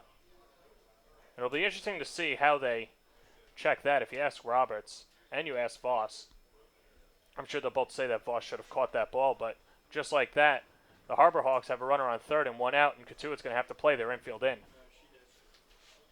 It may not seem like a big deal with just one runner aboard, but the same thing happened yesterday, or a very similar thing happened in the 7th when Logan Warmoth reached on a walk to lead off the inning. Then he moved to second on a wild pitch, moved to third on a wild pitch. Then all you need is a sacrifice fly to bring him home. Becker and Voss not on the same page. Becker shaking off Voss a couple of times. They come to an agreement. A 3-1 pitch cut on and missed. There's a breaking ball at 79 miles an hour, count full. Not only that, it forces the infield in. As you can see, all the Kettleers are drawn in on the grass now. That makes it a lot easier for Hudgens to perhaps just poke one through.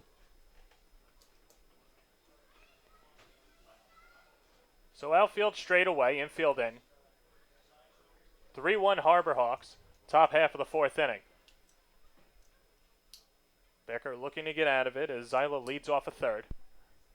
Not a big lead. And the 3-2.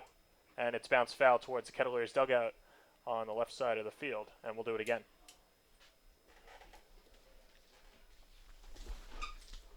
This is a Hyannis team that lost its first 7 games of the year. Won yesterday. Finally got the monkey off of their backs. Same record for the Kettleers at 1-7. They've lost 3 in a row. The win coming at home against Brewster before falling to Brewster yesterday 7-5. Here's the payoff pitch. Breaking ball just misses upstairs. And the Harbor Hawks are going to have runners on the corners and one out. That makes back-to-back walks, too, as Treg Haberkorn steps up. Now Becker needs to settle down, put the ball in the strike zone, perhaps get in rhythm with Corey Voss here. Middle infield able to move back. If you can induce a hard ground ball, you can get out of this inning with one pitch. Haberkorn from Cincinnati laid down a sacrifice bunt that moved over Hudgens and Zeiler. His last time up in the 3rd inning. Part of a 3-run 3rd inning as the first pitch pops in there for a strike, 0-1. Haberkorn, a left-handed hitter from Cincinnati. Now of the American Athletic Conference, was in the Big East for a long time.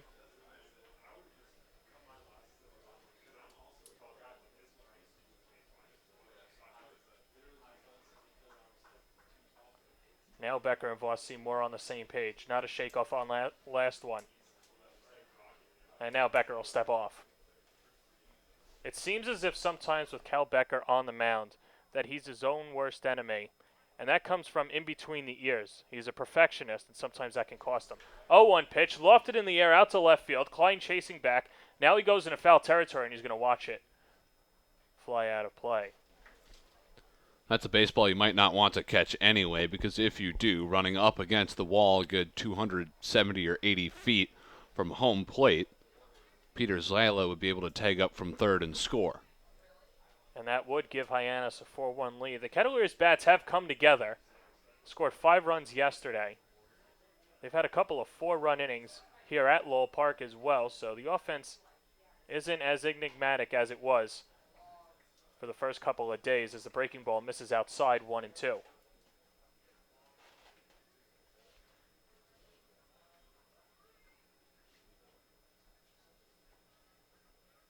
course, the loss to Orleans. It's a 5-run fifth. Becker from the belt, kicks and deals. Breaking ball upstairs, delayed steal. Voss pumps to second, now throws over to third to check in on Zyla. But standing at second base is Hudgens. And now the Harbor Hawks have runners on second and third and 1 out. You don't see that very often. Corey Voss definitely could have thrown down to second to try to get Hudgens, and if he delivers accurately down to second base, it's easily in time, but since it's that delayed steal, the Harbor Hawks don't really care. They just want the run home from third. Here's the pitch to 2-2 in the dirt. Nice stop by Voss to keep it in front of the plate, but another full count for Becker. And not just that, too. Hutchins is the catcher, and traditionally that's been one of the slower base runners in, I guess, in baseball history. Catcher's not really known for their speed, strong legs, but the agility is just not there. Infield in again. 3 balls, 2 strikes, runners on second and third, and a 3-1 Hyannis lead, top of the fourth. Becker checking in at the sign, and then Haberkorn asks for time.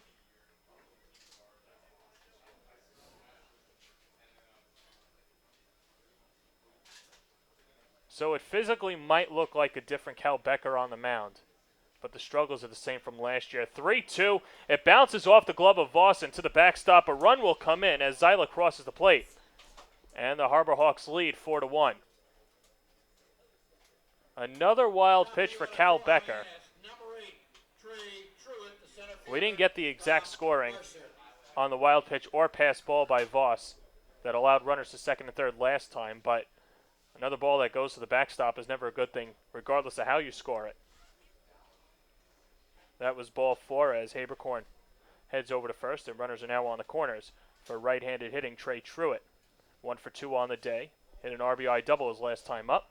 And now Roberts will head out to the mound. He looks at the bullpen, and Roberts tends to take his time as well, so we'll wait for the confirmation. And he'll go to it. So Becker's day is done. He'll leave with runners on the corners. And 1 out.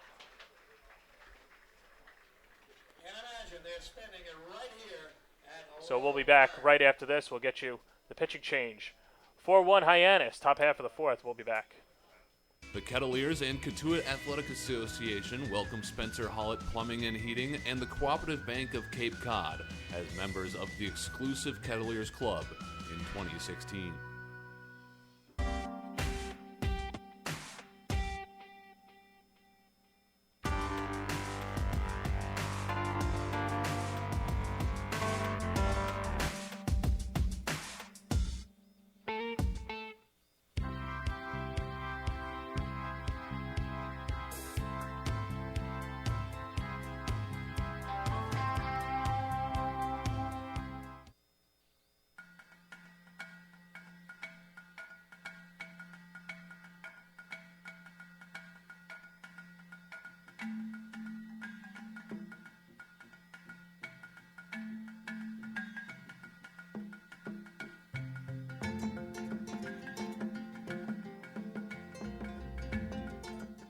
Cape Cod Healthcare.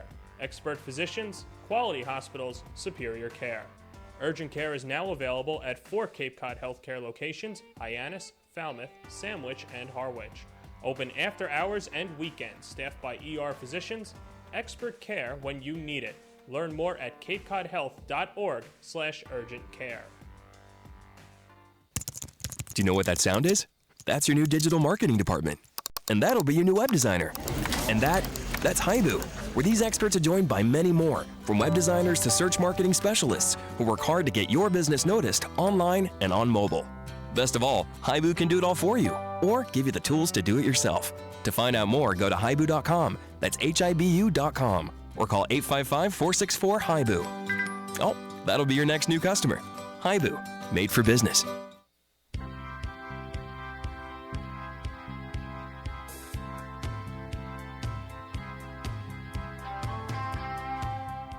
If you're looking for quality plumbing and heating work, call Spencer Hallett at 508-428-6080 or visit their website at hallettplumbing.com.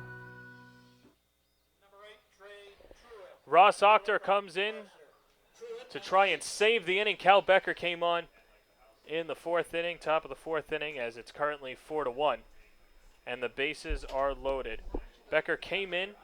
He got Cody Henry to ground out to third on the first pitch, and then walked 3 straight hitters, and that's where we stand right now. So Ross Octor comes in, the hefty lefty. Last time out, pitched 4 1/3, only gave up 1 run and 2 hits.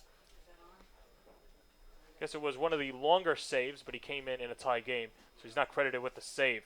He'll face Trey Truitt, the right-handed batter, and he fouls back a breaking ball to the screen on the left side, 0-1.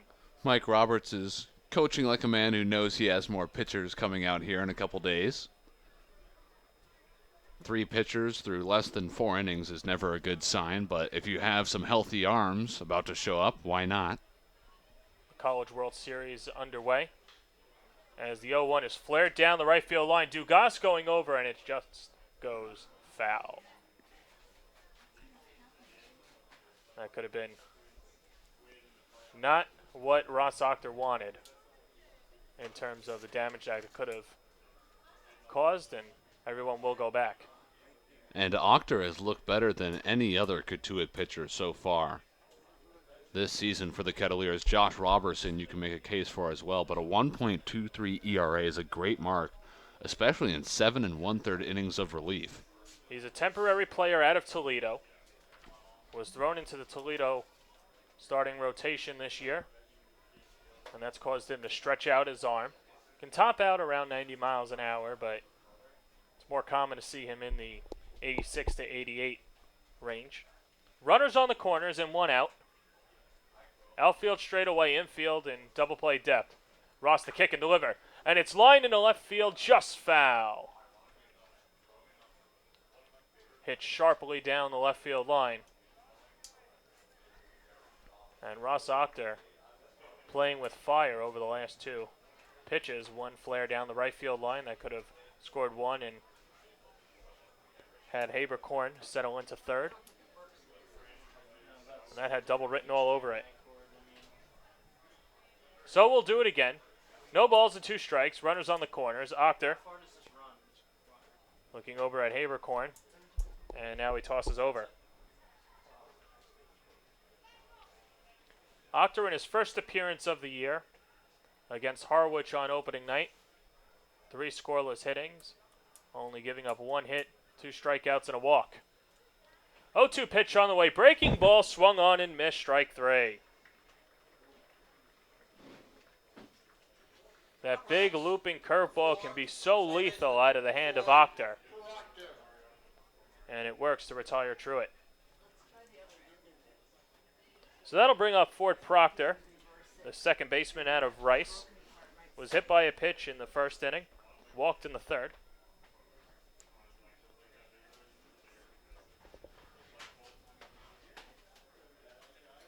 (4-1) Hyannis, top half of the fourth inning. Runners on the corners. Lefty on lefty matchup. Octor, the wind and the fire. Bounce on the ground at first. Genesta catches it in fair territory as he plucks it just over the line. Steps on the base. And that will do it. But Hyannis pushes across another run on no hits, no errors, and 2 left on base. So we've played 3.5, 4-1 Hyannis. You're listening to Cotuit Broadcasting. Curry College offers 14 NCAA Division III athletic teams in sports such as football, baseball, softball, basketball, hockey, soccer, lacrosse, tennis, cross country, and volleyball. Read about the success of the Curry Colonels and their championship teams. It's all online at curry.edu. What's donated here stays here. All blood that is donated to Cape Cod Healthcare stays on Cape Cod to help the lives of your friends, family, and neighbors. Learn more about donating blood, platelets, or hosting a blood drive at capecodhealth.org/blood center.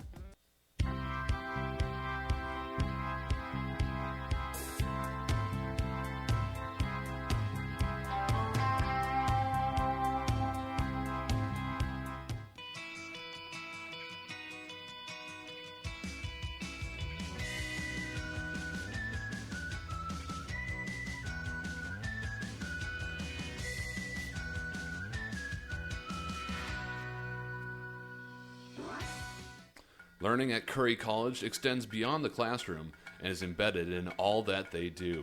Curry prepares students to engage in successful careers and active citizenship with a global perspective.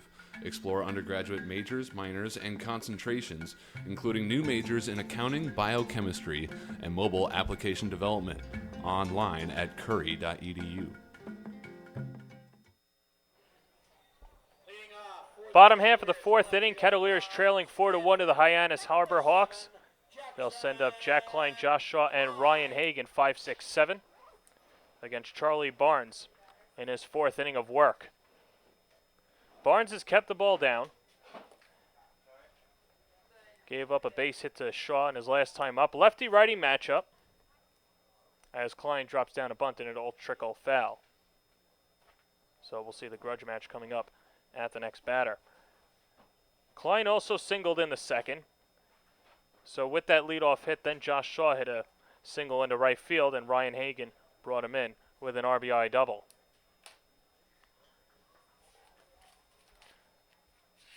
Jack Klein was supposed to play center field, and then Jaron Kendall showed up, and Mike Roberts, well, he couldn't write the lineup fast enough. Jaron Kendall's supposed to be going to Team USA.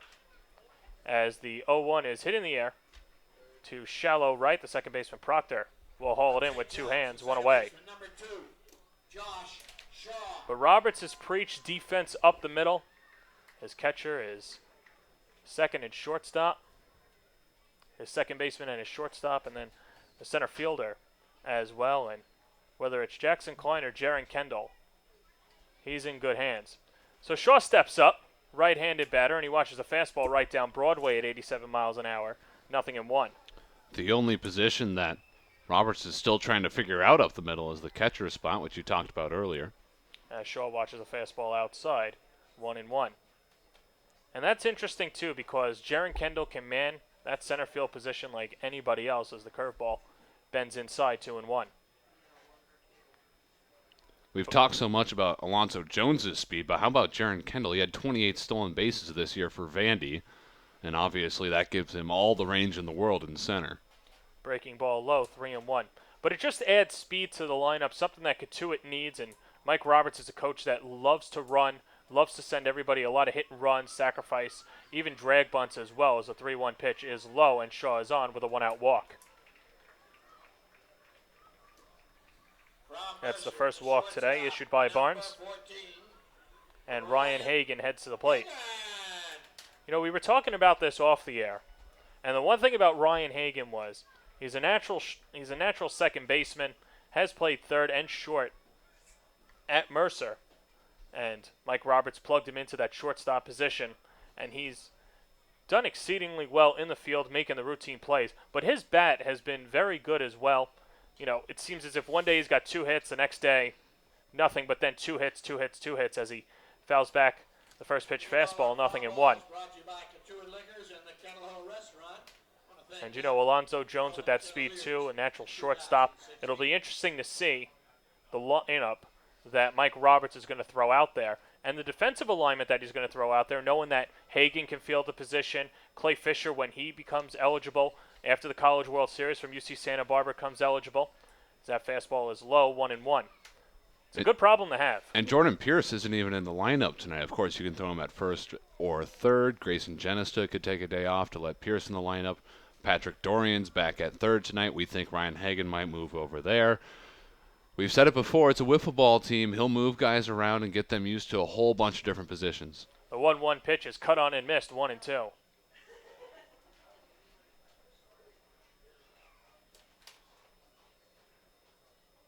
But Hagan is basically given the old cliche to Roberts, put me in, coach, I'm ready to play, and I don't care where I'm going to play. I know that wasn't the last part. That last part was not part of the song, but still. Shaw leads off at first, 1 ball, 2 strikes. 1 out, Hyannis leads 4-1, and Hagan calls time.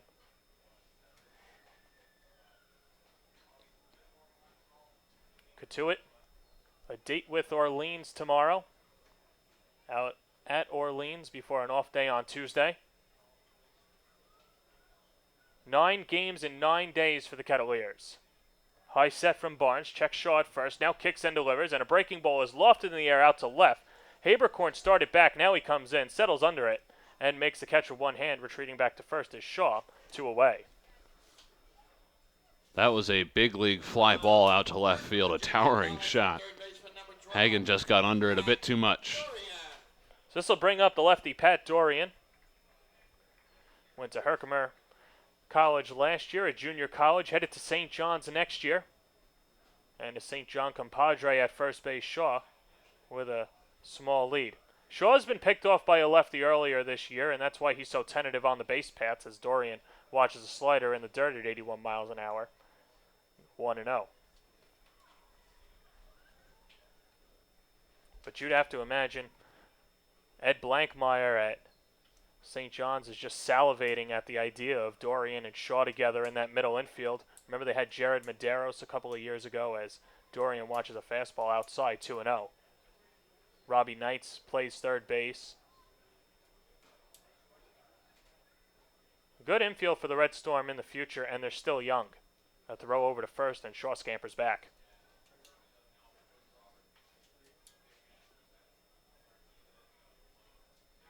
Dorian from Kingston, New York, 2 hours north of Queens, and it's bounced on the ground just foul of the first base bag, 2-1.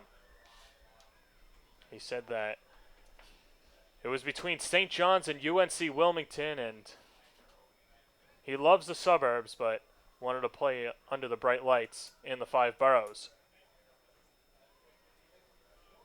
And if you're going to go to a Northeast school, St. John's isn't a bad place to go either, consistently in the top 25. 2-1 pitch, fastball upstairs, 3-1.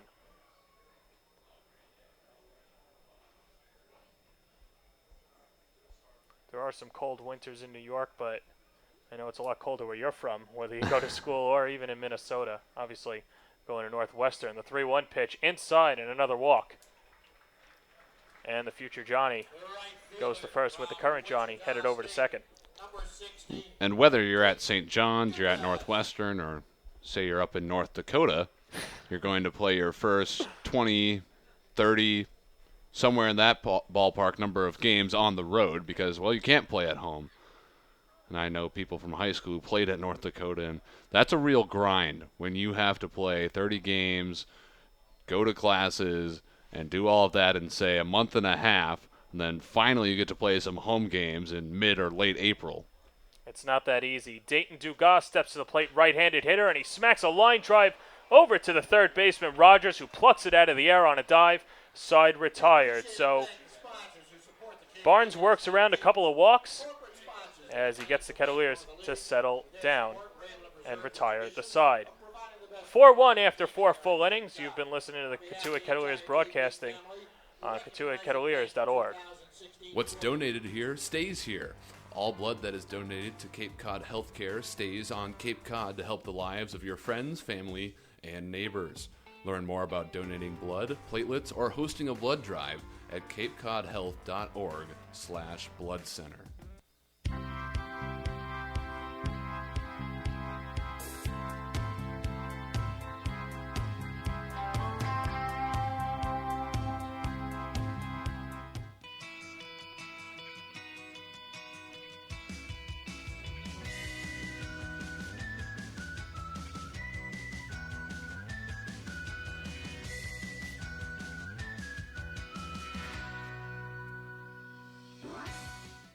Learning at Curry College extends beyond the classroom and is embedded in all that they do.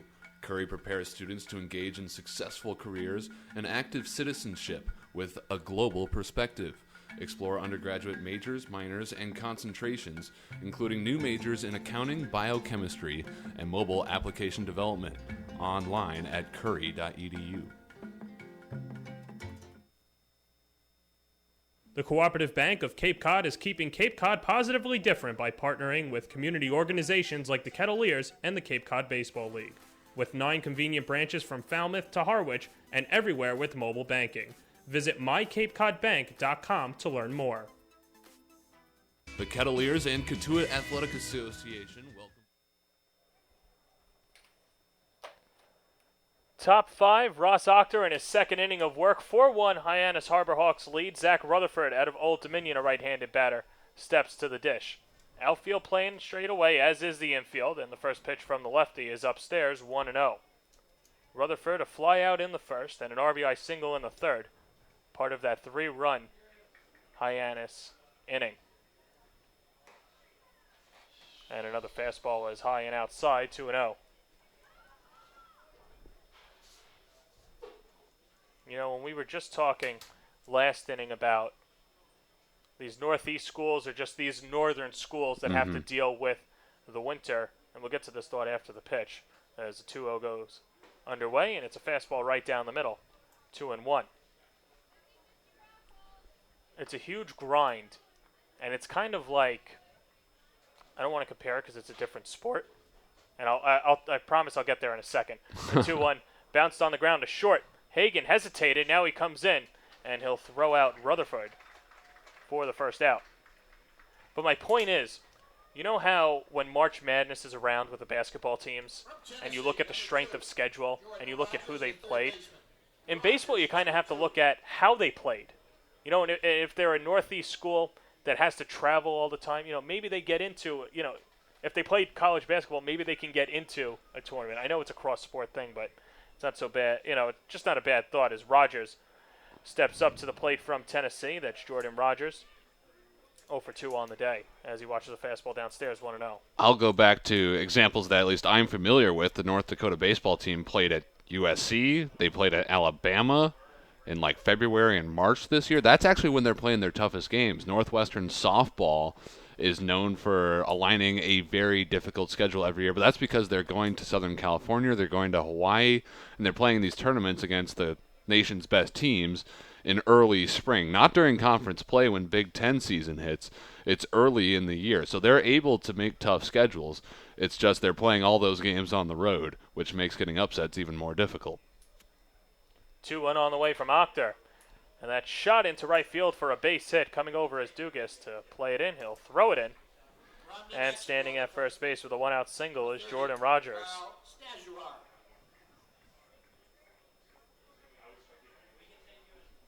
So that'll bring up Carl Sanjahar out of New Mexico playing first base today. Couple of flyouts, first to right. And then in his second at-bat, a fly out to center. 4-1 Harbor Hawks lead. Infield at double play depth as Rogers scampers off of first. And the first pitch fastball is upstairs, 1-0.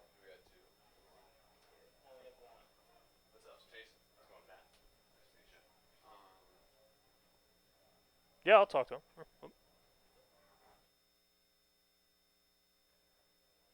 Akhtar checking the sign at first. Now the runner goes, and it's not handled by Voss. And standing at second base is Jordan Rogers. Don't worry about my stuff. So with a runner on second and one out and a count at 2-0, Akhtar checking in at the signs.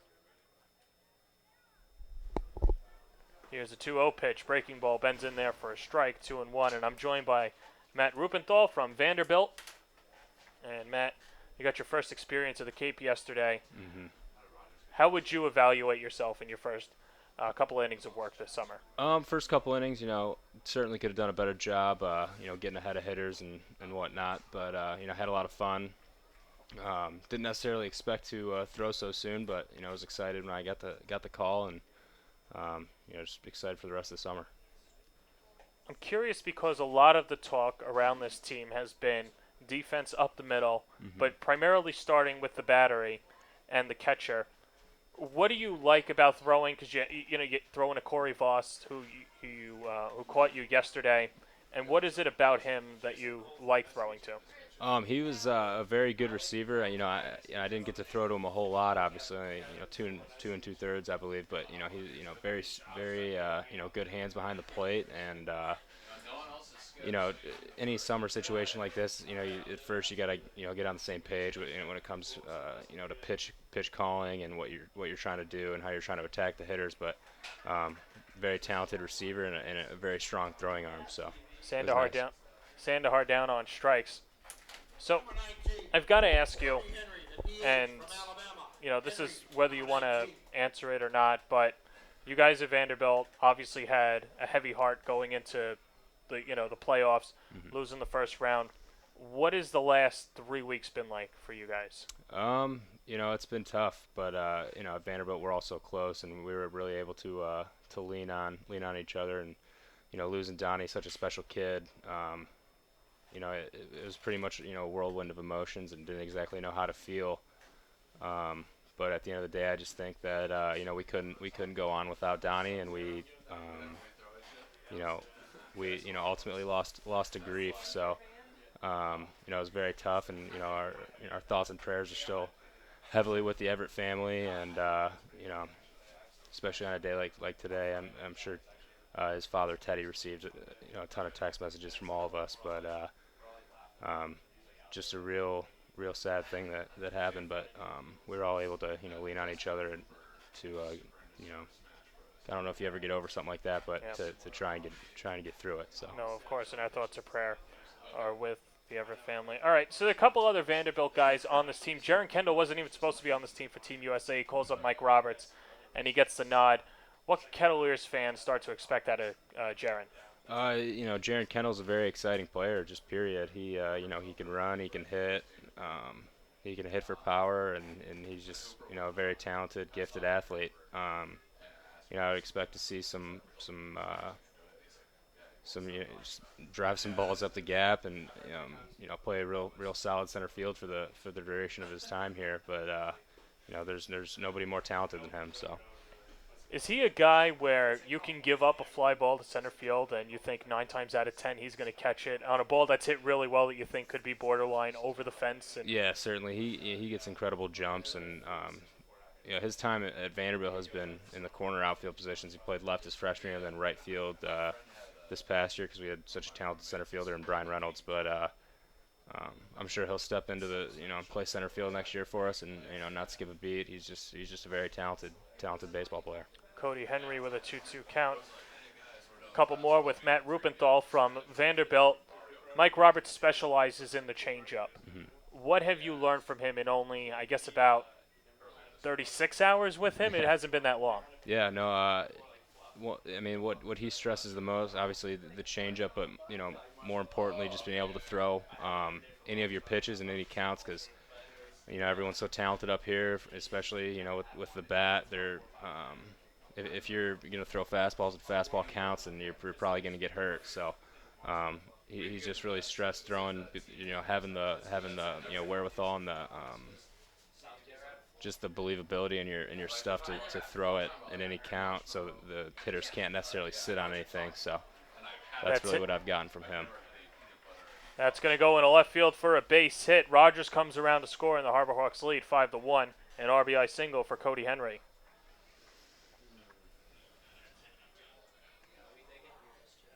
So joined by Matt Rupenthal, pitcher from Vanderbilt, pitched 2 2/3 of an inning yesterday in the loss to Brewster 7-5. I guess, what are your, you always hear about the Cape if you're a baseball player, and this is where future pros are. I was curious, when you were approached about coming to the Cape, what were your initial thoughts? Who did you think about instantly, and who's maybe a guy that you want to model yourself after? Everyone, I think, who takes baseball seriously, such as we all do here, dreams of one day being able to come up here and play in the Cape Cod League. When I first was told that I had a spot up here, obviously very excited, and was just pretty thankful more than anything, I suppose. And in terms of modeling myself after, I'm not really sure. I know that a teammate of mine, my freshman year, Rhett Wiseman, had a very good career here and had a lot of fun in Cotuit. So, and I've talked to him pretty regularly since I've gotten up here, because he's just very excited for me to be up here as well, because he had such an awesome experience with Cotuit. And but yeah, I know guys have come up here and been successful, so I was just excited to get the chance myself. All right, Matt, thanks for the time. That's Matt Rupenthal. We'll head to the bottom of the 5th, 5-1 Harbor Hawks.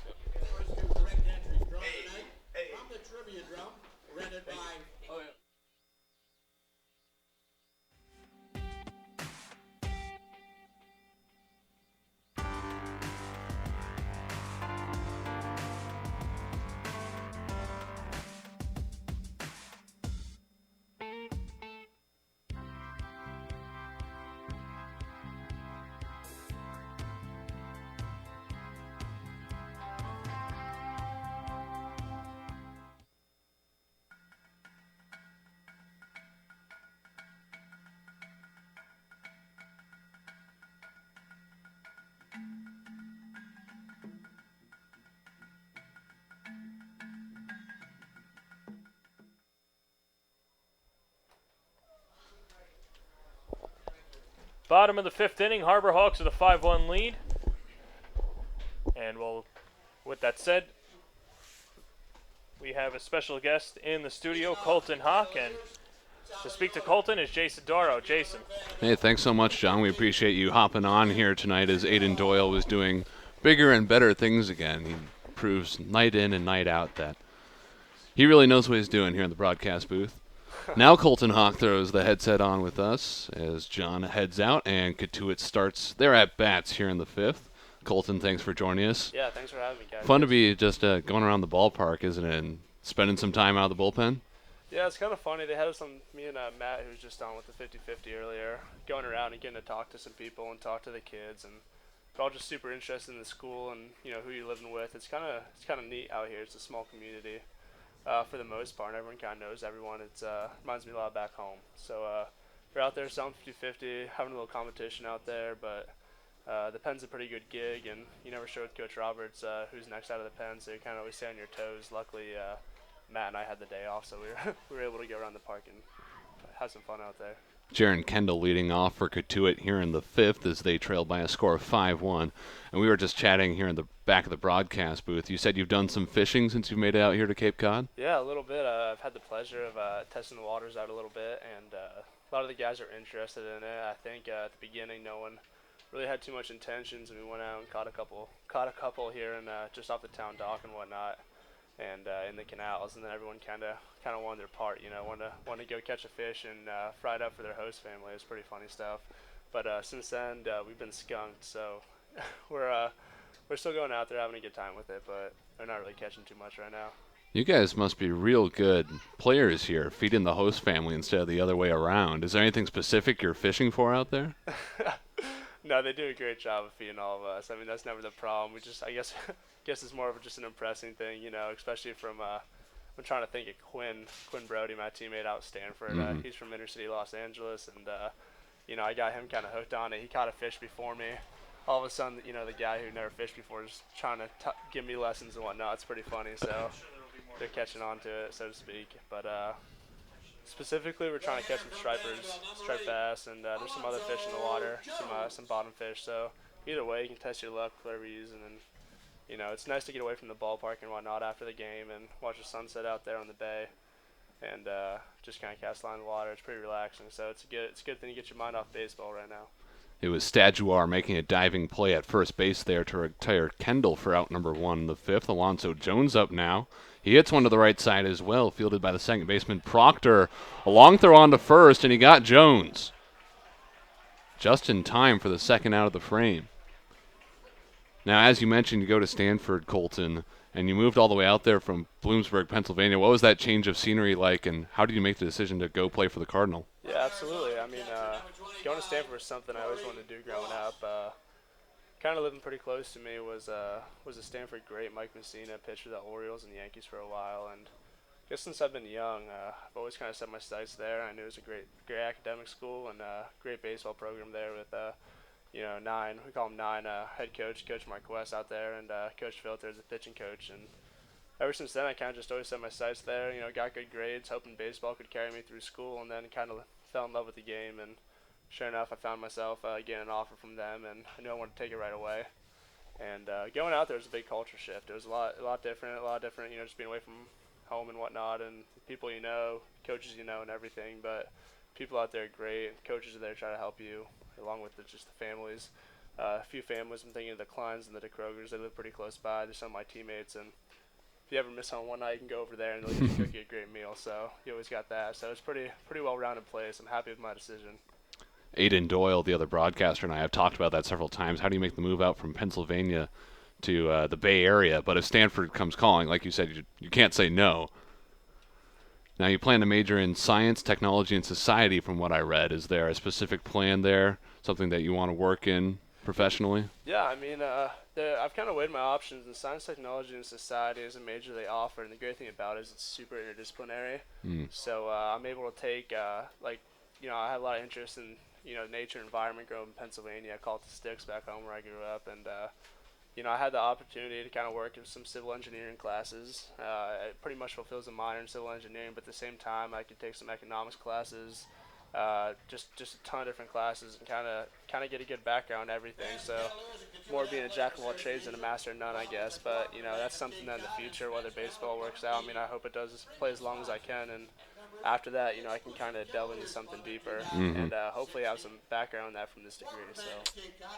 All right, Voss struck out there to end the 5th inning for Cotuit, and the score remains 5-1 as the frame ends. Colton, thanks so much for coming on. We appreciate the time. Thanks for having me.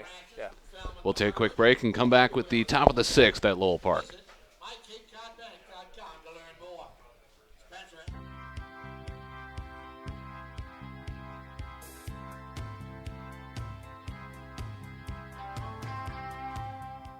If you're looking for quality plumbing and heating work, call Spencer Hallett at 508-428-6080 or visit their website at hallettplumbing.com. Curry College offers 14 NCAA Division III athletic teams in sports such as football, baseball, softball, basketball, hockey, soccer, lacrosse, tennis, cross country, and volleyball. Read about the success of the Curry Colonels and their championship teams. It's all online at curry.edu. What's donated here stays here. All blood that is donated to Cape Cod Healthcare stays on Cape Cod to help the lives of your friends, family, and neighbors. Learn more about donating blood, platelets, or hosting a blood drive at capecodhealth.org/blood center.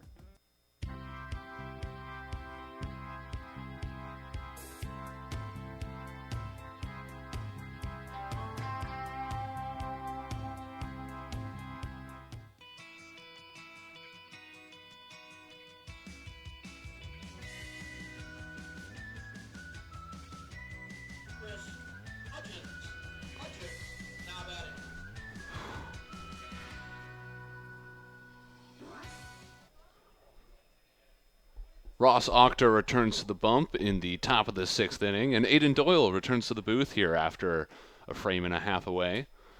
Chris Hudgens leading off for Hyannis as they lead the Cotuit Kettleers by a score of 5-1. Hudgens the 8-hitter. He'll be followed by Treg Habercorn and then Trey Truitt. Felt like I never left, Jason. We can always sense your presence here in the Lowell Park broadcast booth. 1-1 count now for the Hyannis catcher. Seems like you're everywhere nowadays, Aiden. You even provided us with some excellent coverage on Twitter of the pregame pie eating contest. Dribbler towards first here. Jennis able to field and step on the bag for out number 1. I'm ubiquitous. I'm all over. I'm like LeBron James on a basketball court, to reference tonight's Game 7, which is coming up. Let's not get ahead of ourselves here. Did I really just compare myself to LeBron James? Yes. Because I really shouldn't. Arguably one of the top 5 greatest basketball players of all time, and then there's me, who struggles to make a layup. Habercorn faces a 1-0 count. He sacrificed in the 3rd with a bunt that had moved 2 runners over, then walked in the 4th. 1-0 offering from Octor inside. Habercorn fouls it off into his own dugout.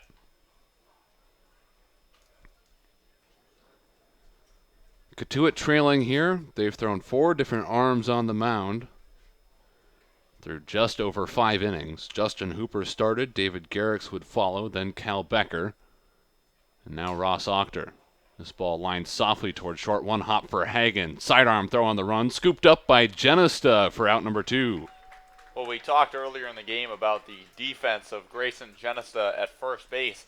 He can play right field as well and has been a designated hitter at times, but he's been the Kettleers' best defensive first baseman, and he showed it right there with the tough hop that he scooped right up. So look for Genista to remain in the lineup at first base for these Kettleers.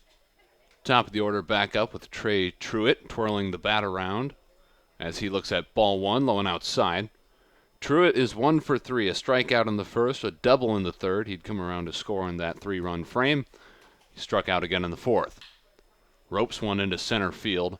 On the run is Kendall, can't get to it, and it scoots past him all the way to the wall. It will roll. Jackson Klein giving chase. He'll pick it up as Truitt goes all the way to third base. A stand-up triple unless they issue an error to the center fielder Jaron Kendall. Well, it's a tough hop. Kendall was in between hops there. well hit there by Truitt. Kendall wasn't sure whether or not to charge and try and make a diving play on it, or just play it conservatively on a hop, and got caught in between. And that's also a little bit of rust. I mean, he hasn't played baseball since his Vanderbilt Commodore season ended, and then decided to come here to Cotuit to try and help out the Kettleers and knock the rust off before playing for Team USA.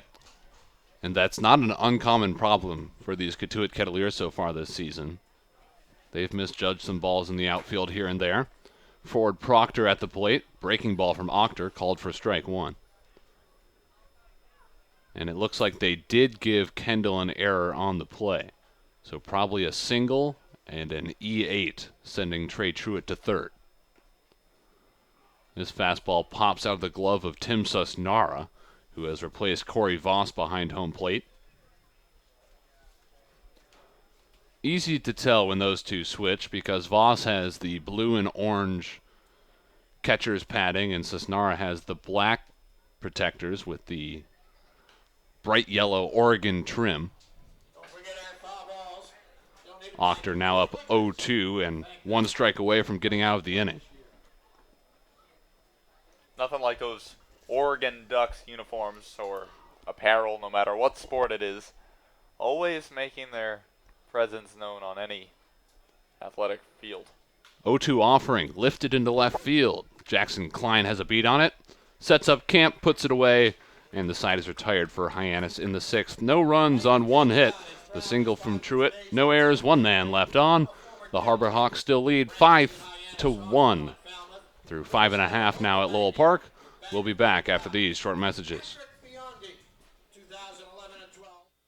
The Cooperative Bank of Cape Cod is keeping Cape Cod positively different by partnering with community organizations like the Kettleers and the Cape Cod Baseball League.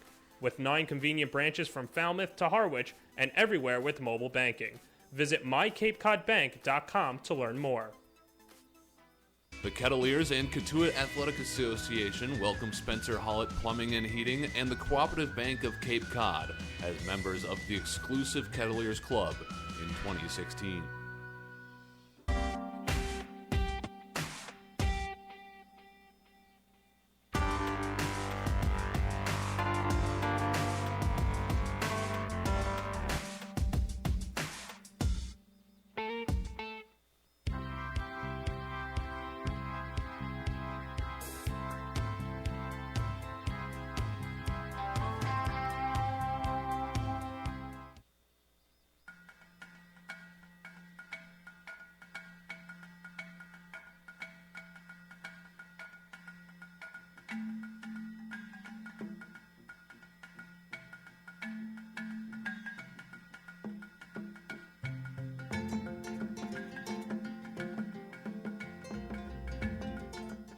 Cape Cod Healthcare.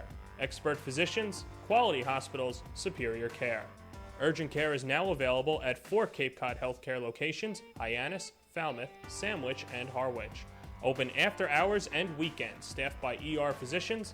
Expert care when you need it. Learn more at capecodhealth.org/urgent care. Do you know what that sound is? That's your new digital marketing department. And that'll be your new web designer. And that's Haibu, where these experts are joined by many more, from web designers to search marketing specialists, who work hard to get your business noticed online and on mobile.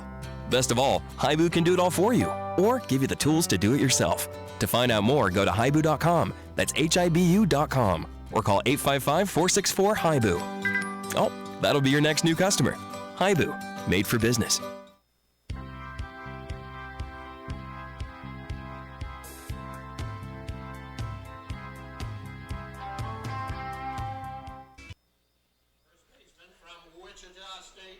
Hyannis will make a call to the bullpen to start off this bottom of the 6th inning at Lowell Park. John Gavin now toes the rubber, a left-handed pitcher out of Cal State Fullerton with an 0-1 record on the Cape so far this year. 2 appearances for him and 2 1/3 innings of work, 6 hits allowed, and 3 total runs given up.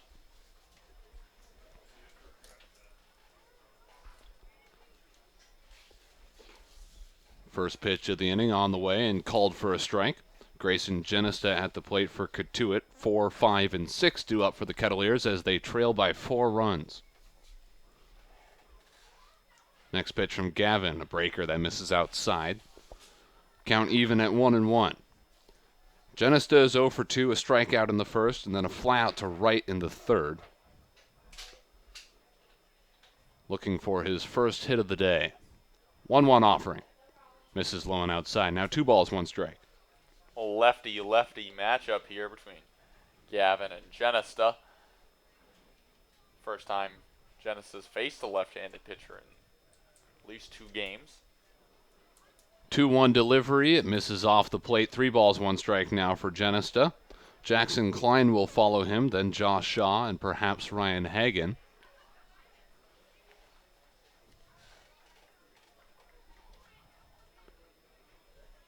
Gavin from the wind, the 3-1. Misses low and outside. It's a walk to start off the 6th inning for Cotuit. Well, Gavin having trouble finding the zone as he comes into this game. And now Kettleers have their leadoff man aboard. And interesting stat, I haven't brought this up yet, but study done a while ago, obviously not always the case, there are exceptions, but more than half the time a leadoff walk comes around to score, so you got to like that if you're Coach Mike Roberts.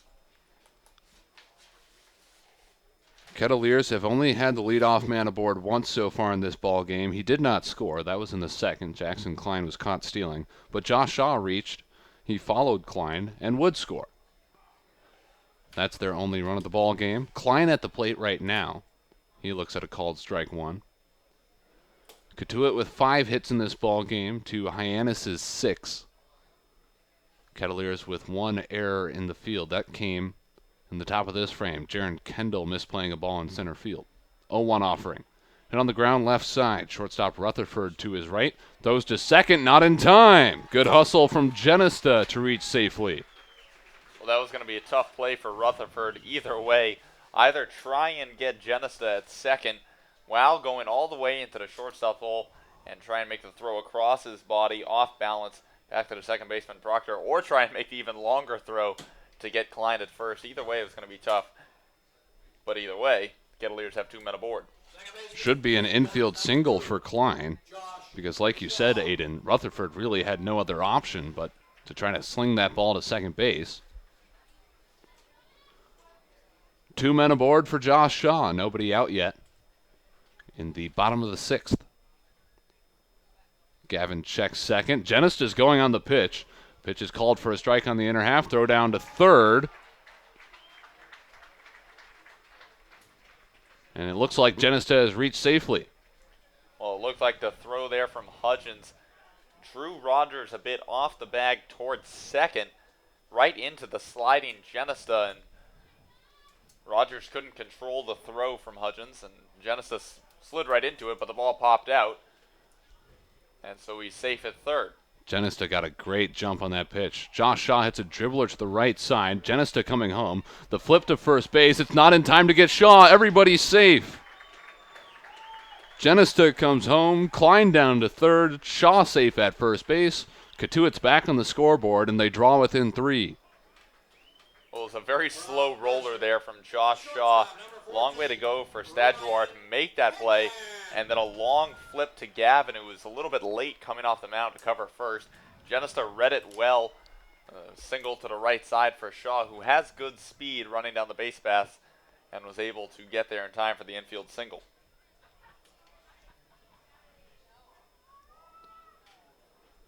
That brings up Ryan Hagan now. Hagan's 1 for 2, an RBI double in the second, and a fly out to left in the 4th. He squares, drops down a bunt. The safety squeezes on. Runner coming home from third is Klein. He scores. Hagan's out at first, but he does his job, bringing Cotuit within 2 runs now at 5-3. Beautiful bunt there by Ryan Hagan. Dropped it right down just in front of home plate, a little bit to the right towards first base. Allowed Klein to score from third and moved Shaw to second. Textbook sacrifice bunt there, and now it's a 2-run game between Cotuit and Hyannis.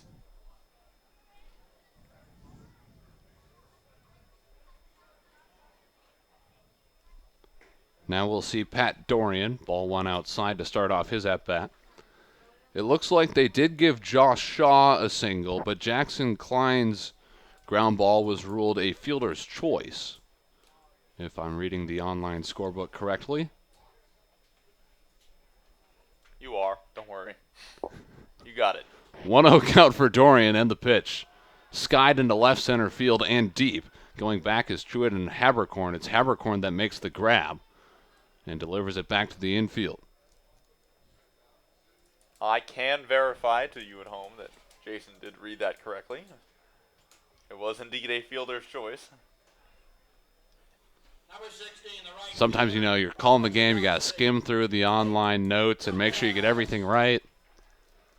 And I have made plenty of mistakes doing that, so trust me, I know. We've all been there.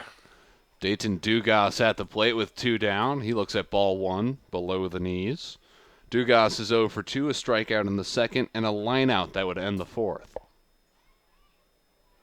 2 runs for Cotuit already in this frame. They have Josh Shaw at second base, trying to add more. Gavin checks second, comes home. Pitch is popped up, right side. Second baseman Proctor has a beat on it, and he makes the catch to end the frame. Cotuit gets 2 runs, though. Coming on just 1 hit, the single from Shaw. No errors in the inning, 1 man left on. It's a 2-run ball game now. Kettleers trailing 5-3 against the Harbor Hawks as we head to the 7th at Lowell Park. If you're looking for quality plumbing and heating work, call Spencer Hallett at 508-428-6080 or visit their website at hallettplumbing.com. Curry College offers 14 NCAA Division III athletic teams in sports such as football, baseball, softball, basketball, hockey, soccer, lacrosse, tennis, cross country, and volleyball. Read about the success of the Curry Colonels and their championship teams. It's all online at curry.edu. What's donated here stays here. All blood that is donated to Cape Cod Healthcare stays on Cape Cod to help the lives of your friends, family, and neighbors. Learn more about donating blood, platelets, or hosting a blood drive at capecodhealth.org/blood center.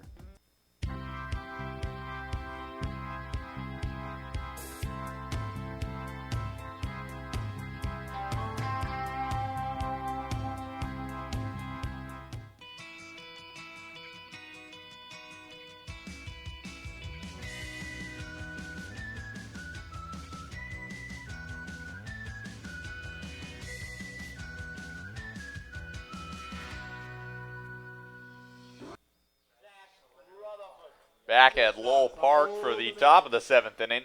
Hyannis with a 5-3 lead over the Cotuit Kettleers. Ross Octor still on the mound for the Kettleers, and he faces number 15, Zach Rutherford, the shortstop tonight for the Harbor Hawks, who is 1 for 3 with an RBI single. Octor fires a fastball over the outside part of the plate for strike 1. Tries to go back there with a breaking ball, but misses outside, and the count's even. 1 ball and 1 strike. When Ross Octor pitches, Cotuit has a chance. Pitched in the season opener against Harwich, went 3 innings in relief, and kept them in that ball game, at least for the time being. They'd eventually lose 8-3. And then the next time Octor pitched, Cotuit got their only win of the season.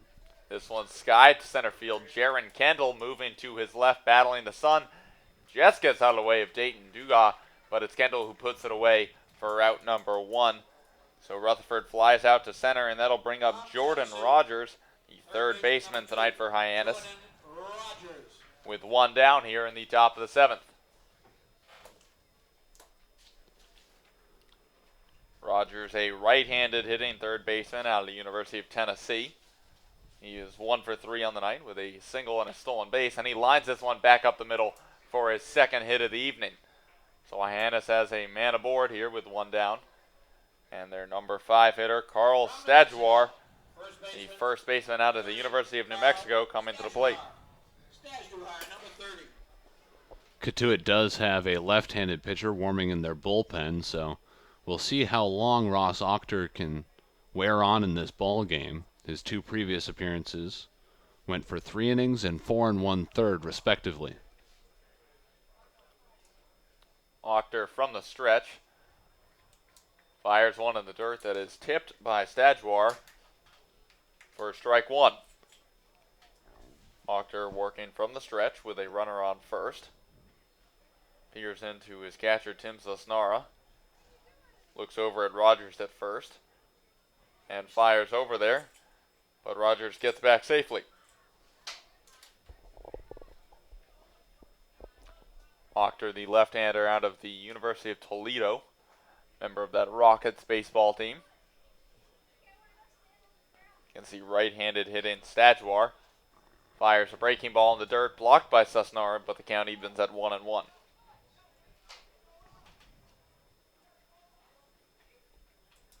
Lefty-righty matchup here as Cody Henry waits on deck. Stajuar is 0 for 3 with a fly out to right, pop up to the first baseman, and a strikeout, and he takes ball 2 inside as Octor misses with a fastball.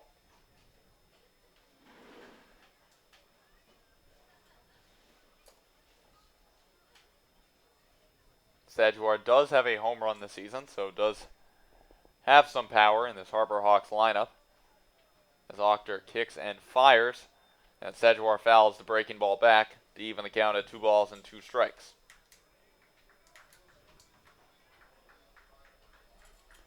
So 2-2 the count on Stajuar with 1 down here in the top of the 7th inning at Lowell Park.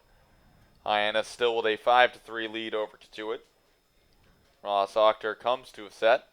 Kicks and fires. Rogers was going. The throw from Genesta over to Hagen at shortstop, and he tags out Rogers at second base.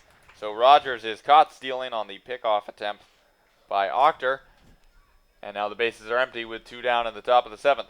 That's why you keep on throwing it over there. Maybe not forever, but why not risk it? We saw Jackson Klein get picked off earlier in the game. This one's grounded but stabbed by Octor, and he throws over to first for the 3rd out of the inning. That was right back up the middle. Octor just kind of stuck his glove out, but picks it for the 3rd out of the inning. So no runs on 1 hit, no errors, and no men left on base. After 6.5, Hyannis 5, Cotuit 3. You're listening to Kettleers Baseball.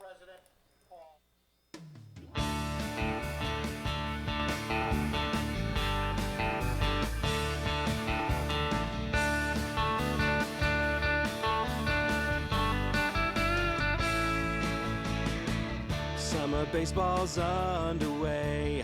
People get ready for a brand new day. So grab your hat and grab your glove. We gotta cheer for the team we love. The ball's racing down the line.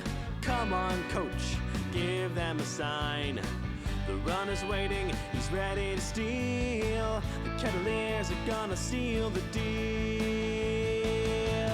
Hey, Cotuit, hey, hey, Cotuit. We all know that the boys can do it. Hey, Cotuit, hey, hey, Cotuit. We all know that the boys can do it. Playing baseball the Cape Cod way.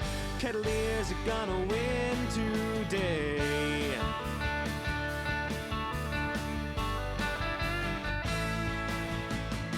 So dock your skiff and take a walk past the coop. It's 5 o'clock. Head on down to Lowell Park. We'll keep on playing till it gets dark. But first we've got a game to win. Give that pitch plenty of spin. Let's go, boys, let's get it done. We want to see a Cotuit home run. Hey, Cotuit, hey, hey, Cotuit. We all know that the boys can do it. Hey, Cotuit, hey, hey, Cotuit. We all know that the boys can do it. Playing baseball the Cape Cod way. Kettleers are gonna win today.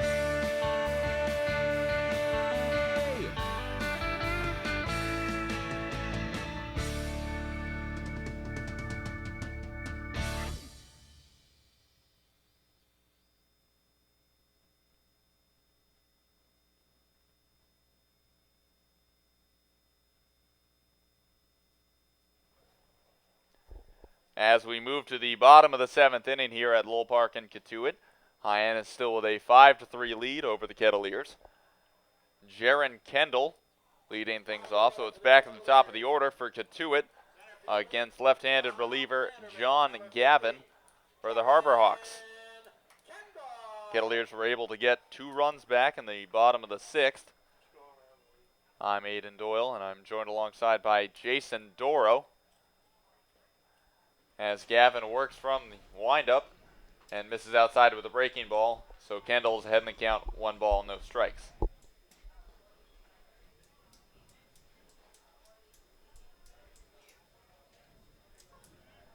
Gavin from the windup kicks in, fires a fastball, which catches the outside edge for strike 1.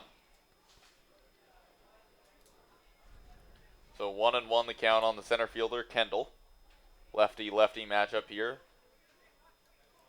Breaking ball from Gavin misses lone outside.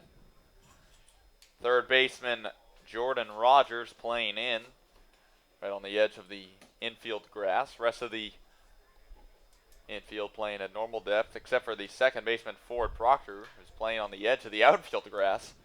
So interesting defensive alignment here for the Harbor Hawks as Kendall fouls the 2-1 pitch out of play down the left field line. 2-2 the count to Kendall as Gavin works from the windup, kicks and fires. Fastball misses just low and outside, and it's a full count on Kendall. Cotuit needs him aboard right here. He has blazing speed. 28 stolen bases for Vanderbilt this season. Well, here's the 3-2 from Gavin, and it's fouled away by Kendall. Out of play down the third base line, and numerous young children go over to chase it. So we'll do it again here at Lowell Park.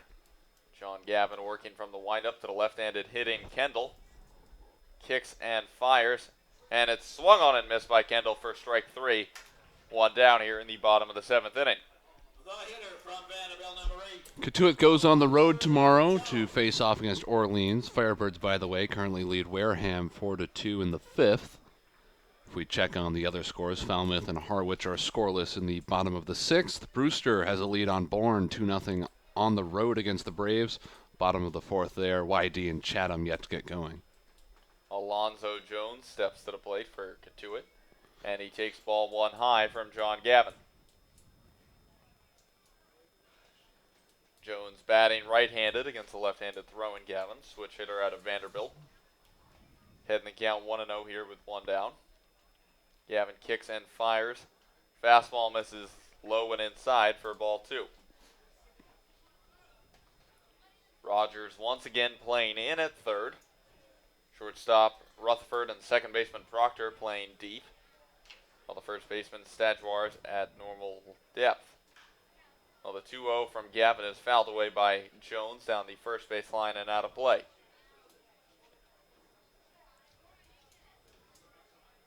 Two and 1 the count on Alonzo Jones, one of the fastest players in the Cape League this season.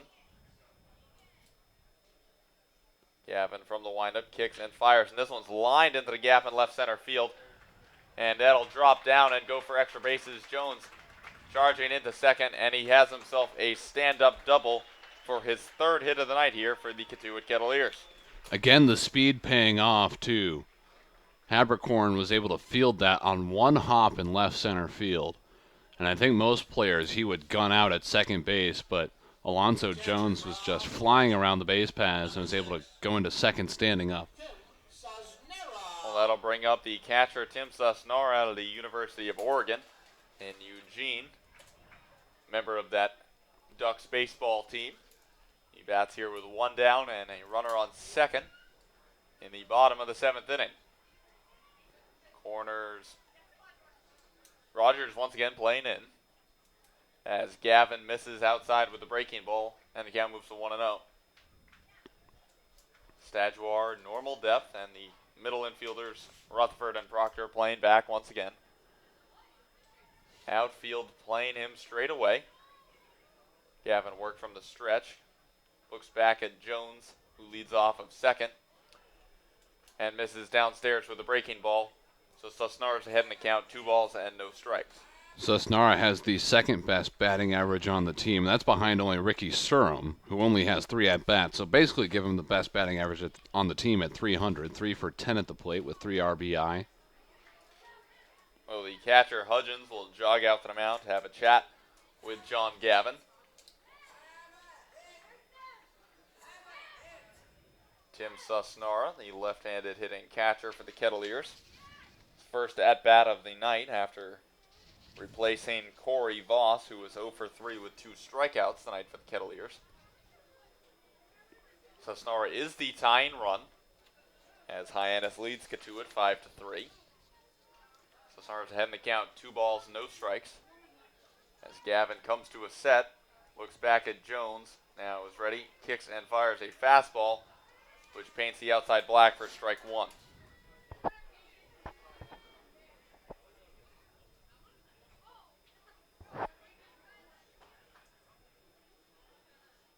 Susnara ahead in the count, 2 balls and 1 strike. Wind still blowing out to the outfield here, a little bit towards right center. Shifting around though. Gavin steps off and Jones retreats back to second base. I was just going to say the wind kind of has been swirling tonight. Normally blowing out to right center. Today it's been blowing out to left on occasion. Right now it's partly out to dead center.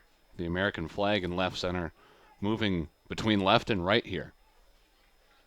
Shadows covering much of Lowell Park, all of the left side of the field, and bits and pieces of the right side. Right field still is in the sun, so Peter Zyla will have to battle the sun as Susnara fouls this one out of play, and the count is 2-2.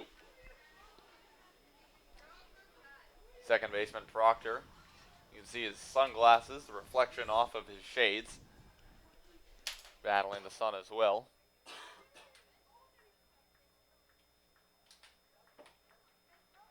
This has been a relatively long ball game, almost 2 hours, 15 minutes in. Left-handed Gavin deals a breaking ball but misses outside, and the count is full on Susnara.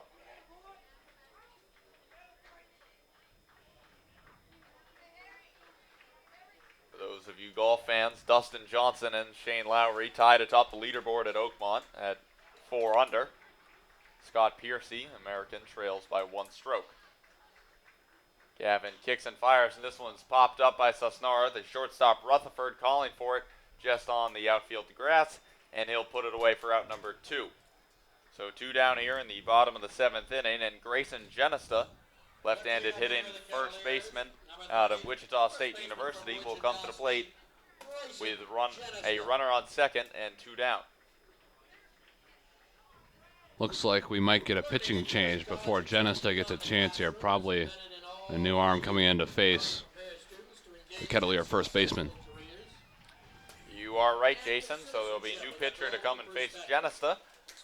We'll see who it is. Looks like a right-hander jogging in from the Harbor Hawks bullpen in right field. We'll take a break, but be back with the Genesta at-bat after these short messages. The Cooperative Bank of Cape Cod is keeping Cape Cod positively different by partnering with community organizations like the Kettleers and the Cape Cod Baseball League, with 9 convenient branches from Falmouth to Harwich and everywhere with mobile banking. Visit mycapecodbank.com to learn more. The Kettleers and Cotuit Athletic Association welcome Spencer Hollett Plumbing and Heating and the Cooperative Bank of Cape Cod as members of the exclusive Kettleers Club in 2016.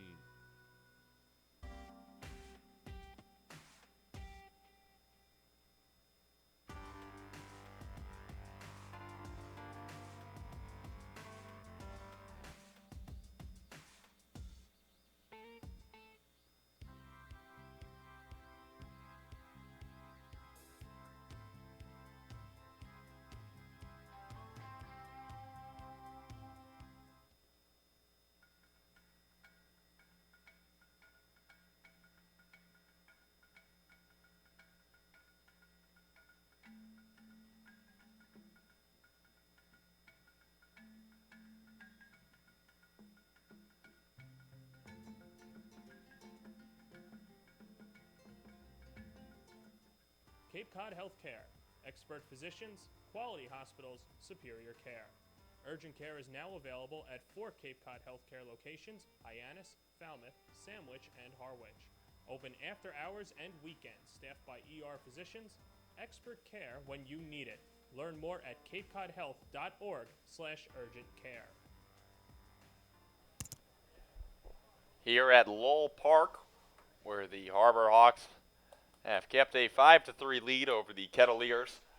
Pitching change for the Harbor Hawks. It'll be Lucas Gilbreth relieving John Gavin, who is responsible for Alonzo Jones, who leads off of second base.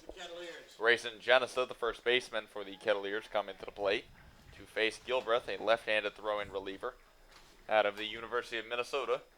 As a Minnesota native, Jason, do you know anything about Lucas Gilbreth? Well, he's from Westminster, Colorado. Unfortunately, I don't know very much about his hometown. The Gophers put together a great season, though, as far as Minnesota baseball standards go. Won the Big Ten regular season crown. Gilbreth looks into Genesta, and time is called. Gilbreth played last season in the Northwoods League for the St. Cloud Rocks. A lot of guys after their freshman season, that's where they'll get their chances, in the Northwoods League, Alaska League, some other summer collegiate organization, and then they'll make their way up here to Cape Cod once they develop a little bit more. Well, here he is on the Cape, and he comes in at a interesting spot with a power-hitting first baseman, and Grayson Genesta, the number 4 hitter tonight for Cotuit, the tying run in a 2-run ball game. Gilbreth fires a fastball at 89 miles an hour at the knees for strike 1, and he's heading the count, no balls, 1 strike. Time is called. Gilbreth steps off the mound. Looks like he's adjusting something. He has his back to us, so we can't tell what it is. Most likely something with his glove.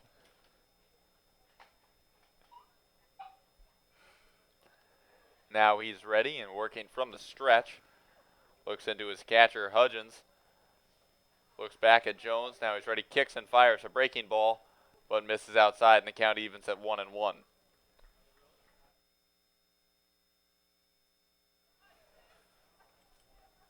Lefty-lefty matchup here between Gilbreth and Genesta. Genesta 0 for 2 on the night with a walk where he came around to score. And the count is even at 1-1 as Alonzo Jones leads off of second. Gilbreth fires a fastball which just misses low and outside, and Genesta's ahead 2-1.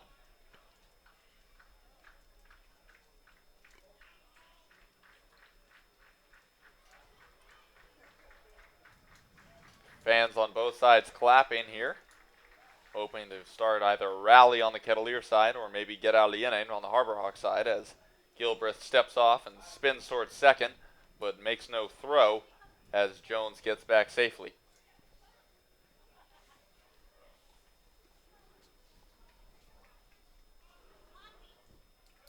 Now he's ready as he looks back at Jones again, but kicks and fires. Breaking ball from Gilbreth, which finds the plate, and the count is even at 2-2. This is a huge spot for the Kettleers, not only because they're down by 2, but because you want to keep this lineup moving in order to get the top of the order another chance in the 9th. 2s across the board here with 2 balls, 2 strikes, and 2 outs as Gilbreth kicks and fires. And that one is swung on and missed by Grayson Genesta for strike 3. Breaking ball low and inside, so the Harbor Hawks get out of it.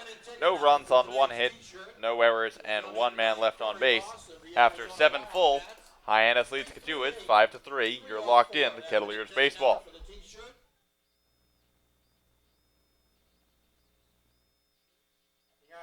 And during this break, I'm going to kick it over to Jason Doro, who has a Kettleers replay from one of our former Cotuit Kettleers.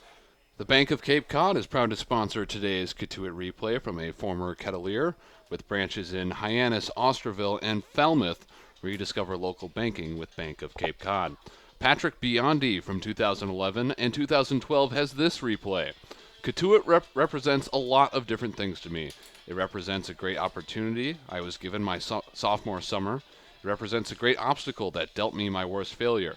It represents a second chance, a chance to prove to the baseball world, but more importantly to myself, what I was capable of. It represents goals achieved and the greatest triumph of my career. It represents awards, personal victories, and the first 30-win season in Cape Cod in almost 20 seasons. But maybe more than anything, Cotuit represents the great relationships with host families, coaches, and teammates. Relationships that are continuing to thrive today and that will no doubt continue throughout my life. Those were the words of Patrick Biondi, currently in the New York Mets farm system with his Cotuit replay. Brought to you by the Bank of Cape Cod with branches in Hyannis, Osterville, and Falmouth. Rediscover local banking with Bank of Cape Cod. Thank you, Jason. And a pitching change for the Cotuit Kettleers. It'll be Aaron Mayer out of East Tennessee State making his second appearance on the mound this season for the Kettleers. He relieves Ross Achter, who went 3 2/3, giving up 4 hits, 1 run, no walks, and he struck out 2. Mayer is listed as an outfielder. He appeared in a game earlier this season for the Kettleers. Told Coach Roberts that he can indeed pitch. Made 2 appearances on the mound for the East Tennessee State Buccaneers last year in 2015. And he was warming up yesterday at first base for these Kettleers. I asked him today, has Coach Roberts got you warming up anywhere new today? You know, any different position? He's like, no, I am listed as a pitcher though. It's like, maybe Coach Roberts would put him in a shortstop or something. Hey, he looked the part last time he was on the bump. 2 1/3, just 1 hit against him, 1 run. Gives him an ERA of 3.86, not half bad. Give him another shot today. Well, he faces Cody Henry, designated hitter for the Harbor Hawks. And Mayer misses outside with ball 1. Working quickly from the windup, fires a fastball in over the inner half of the plate and evens the count at 1-1. Henry 1 for 3 on the night with an RBI single back on the 5th. And he cuts through the off-speed pitch from Mayer and is behind in the count, 1 ball and 2 strikes.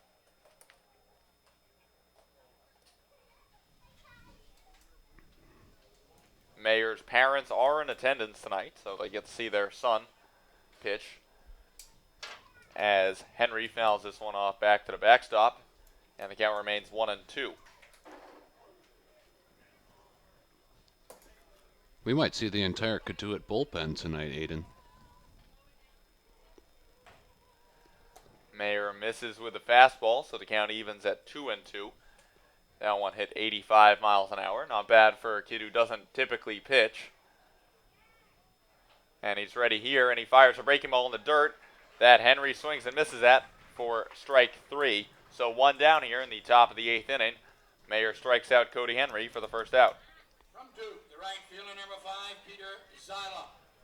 That'll bring up Peter Zyla, the left-handed hitting right fielder tonight for the Harbor Hawks out of Duke University in Durham, North Carolina. And Mayer fires a breaking ball in at 69 miles an hour for strike 1.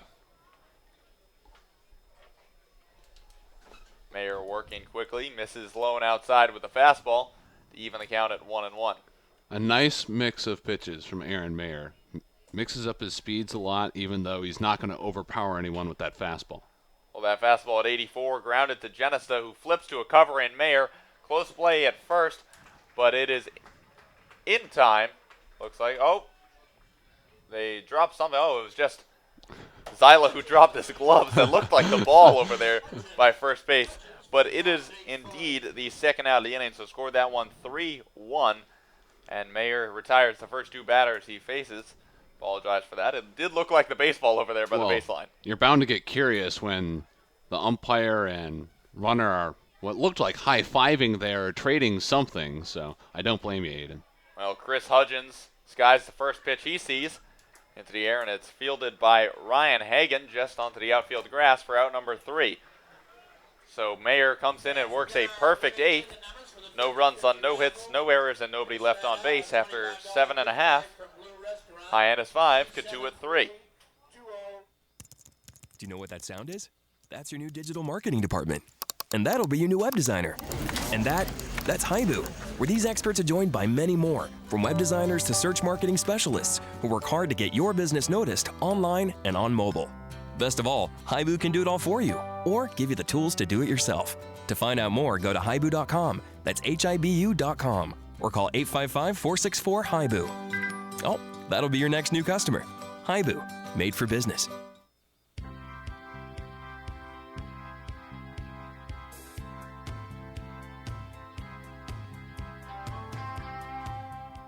If you're looking for quality plumbing and heating work, call Spencer Hallett at 508-428-6080 or visit their website at hallettplumbing.com. Curry College offers 14 NCAA Division III athletic teams in sports such as football, baseball, softball, basketball, hockey, soccer, lacrosse, tennis, cross country, and volleyball. Read about the success of the Curry Colonels and their championship teams. It's all online at curry.edu. What's donated here stays here. All blood that is donated to Cape Cod Healthcare stays on Cape Cod to help the lives of your friends, family, and neighbors. Learn more about donating blood, platelets, or hosting a blood drive at capecodhealth.org/blood center.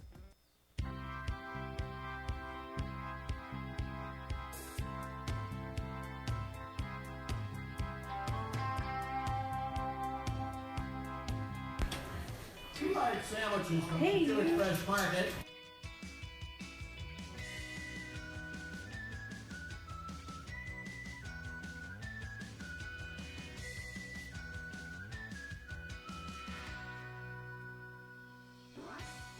Back here at Lowell Park as we move to the bottom of the 8th inning. Jackson Klein leading things off for the Kettleers as Hyannis holds a 5-3 lead over the Kettleers.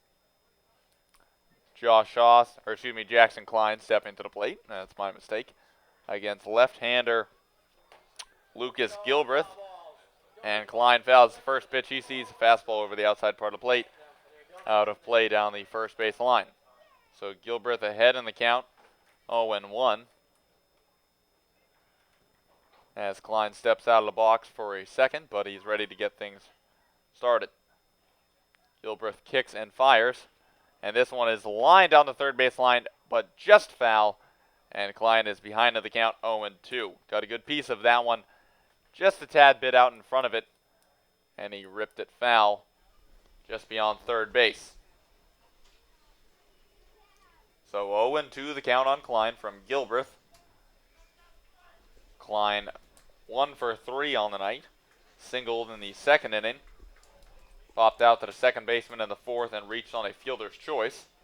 And he takes ball 1 way outside from Gilbreth. And the count moves to 1-2. Klein did come around to score after reaching on the fielder's choice, so he does have a run scored tonight. And he's behind in the count 1-2 as Gilbreth kicks and fires. Breaking ball in the dirt. Home plate umpire says Klein did not go around, but the first base ump says he did, and the throw on to first in time for the out. So it is indeed a strikeout for Jackson Klein. And that'll bring up Josh Shaw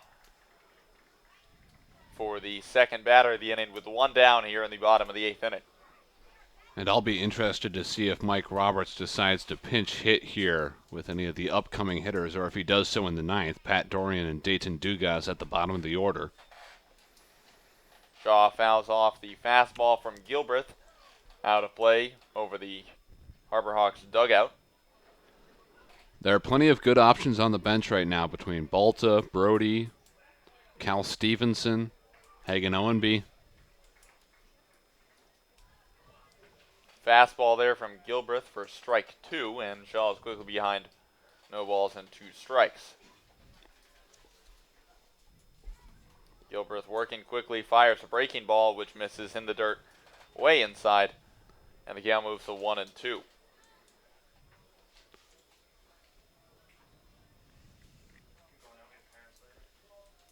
Shaw, the Big East Rookie of the Year, a member of the Red Storm of St. John's University in Queens.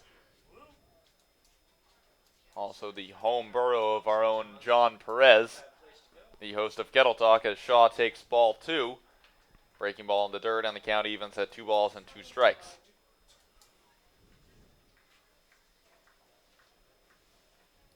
Gilbreth from the stretch, kicks and fires, and this one is lined down the right field line, but foul, and we'll do it again.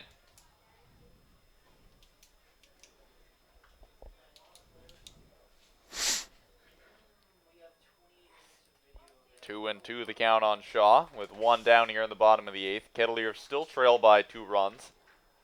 Gilbreth comes to a set. Now he's ready, kicks and fires. This one's chopped back over the middle. Rutherford ranging way to his left, and he makes the throw on the run to retire Shaw for the second out of the inning. Rutherford fielded that one well to the left of second base, covering a lot of ground there to make the second out of the inning as he retires Shaw. Both Rutherford and the second baseman Proctor playing up the middle. Perhaps they have the scouting report on Sean. That's where they were told to play. Definitely great range, though, out of the shortstop.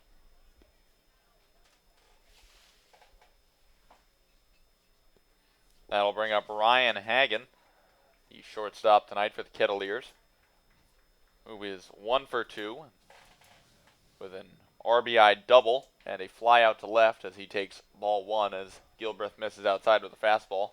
He also had a sacrifice bunt, which resulted in a run coming in, so 2 RBIs on the night for Hagen. And he's heading the count here 1-0.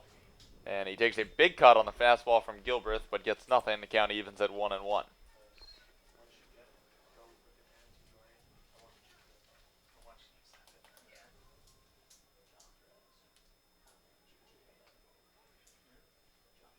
Hagen digs in against Gilbreth, who's ready, kicks and fires a fastball, but misses high and outside, and falls behind 2-1. The sun setting now in Cotuit. This game may need to pick up pace just for us to get through 9 innings at this point. Gilbreth kicks and fires, but Hagen fouls it out of play, and so now there are 2s across the board here at Lowell Park. 2 balls, 2 strikes, and 2 outs. And the Kettleers trail by 2 runs. And they count 2-2 on Ryan Hagen. You don't look like a big fan of the 2s across the board there, Jason. I'm a fan of the 2s. I just don't know what to add because there aren't any more 2s to be found. Oh, this one's hit high in the air and deep to left field. Left fielder Haverton going back, and that one is gone. A home run for Ryan Hagen. His 2nd hit of the night, his 3rd RBI of the night, and the Kettleers cut their deficit to 1. Hyannis still leads 5-4, but a home run for Ryan Hagen, his 1st of the season for the Kettleers. He continues to swing a hot bat. Who knows if he's ever going to go home. Keep him around in Cotuit. 2 extra base hits today, a double and now a home run. He's going to stay in the lineup if he continues to swing this hot bat. Well, looks like the Kettleers may bring up a pinch hitter. Pat Dorian is the 3rd baseman tonight for the Kettleers and is due up. Looks like they will indeed, and it's Albie Weiss. Pinch hitting for Pat Dorian. We've seen him play a little bit of first, a little bit of catcher, and DH out of Cal State Northridge. Before Corey Voss's home run yesterday, he had the only home run of the season for the Kettleers. So a lot of power in his right-handed bat as he replaces a left-handed hitting Dorian against the left-handed throwing Gilbreth. Dorian was on deck. This was a late decision by Roberts to throw Weiss in. Well, when Hagen cut the lead to 1, Weiss can tie the game here with 1 swing of the bat, so he might as well put up a powerful hitter. And he takes ball 1 outside to even the count at 1 ball and 1 strike. Weiss has 8 at-bats so far in this Cape season. 2 hits, 1 of them a home run, right here at Lowell Park. Gilbreth comes to set and fires a fastball over the inner half of the plate for strike 2.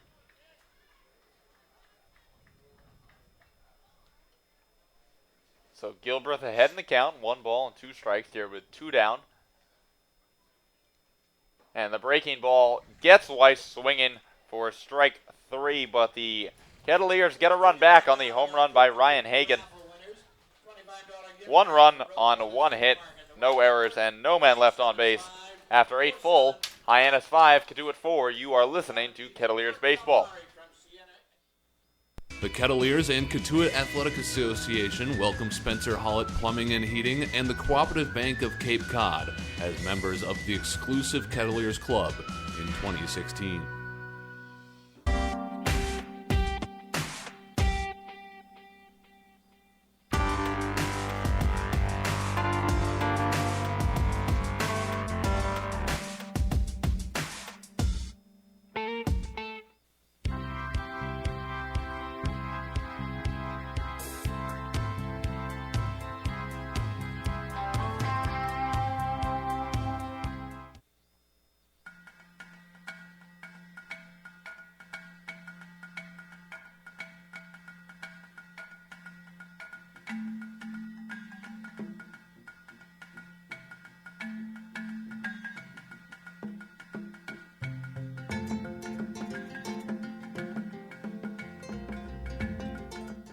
Cape Cod Healthcare.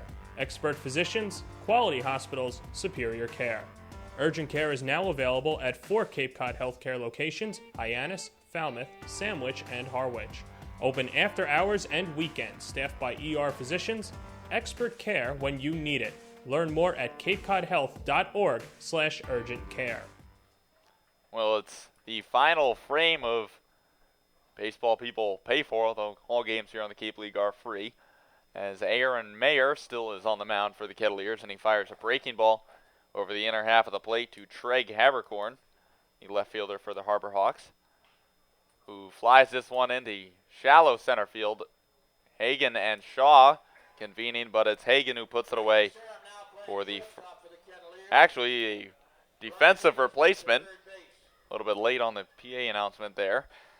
It's Ricky Surham who replaces Hagen at shortstop for the Kettleers and put that one away for the first out.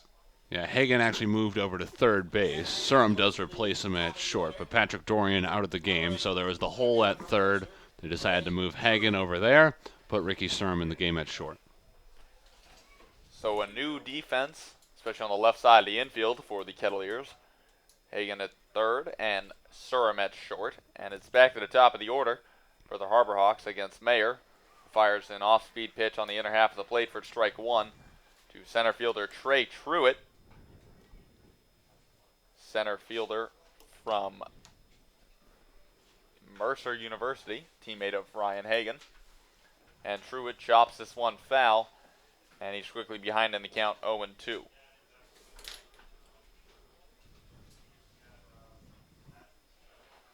Mayer working for the windup. Fires a fastball but misses outside. And the count moves to 1 ball and 2 strikes.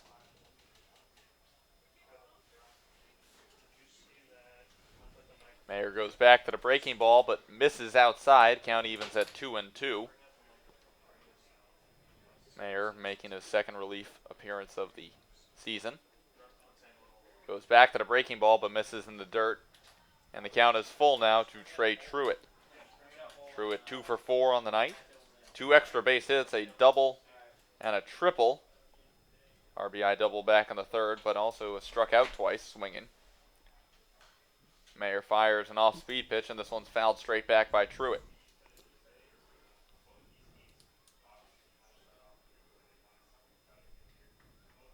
Mayer out of East Tennessee State, a member of that Buccaneers team. Kicks and fires, and this one's chopped foul near the Kettleers dugout by Truitt. So the count remains full, and we'll do it again here at Lowell Park.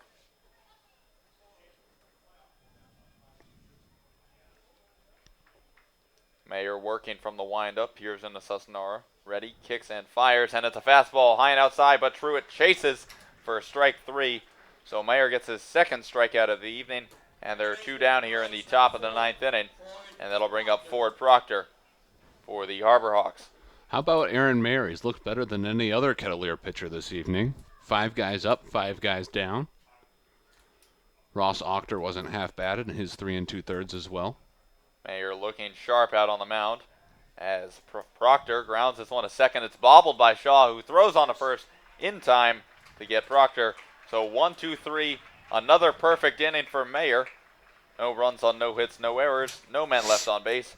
After 8.5, Cotuit's coming to the plate in the bottom of the 9th inning, trailing by 1. We'll be back after this. You're locked in, Kettleers Baseball.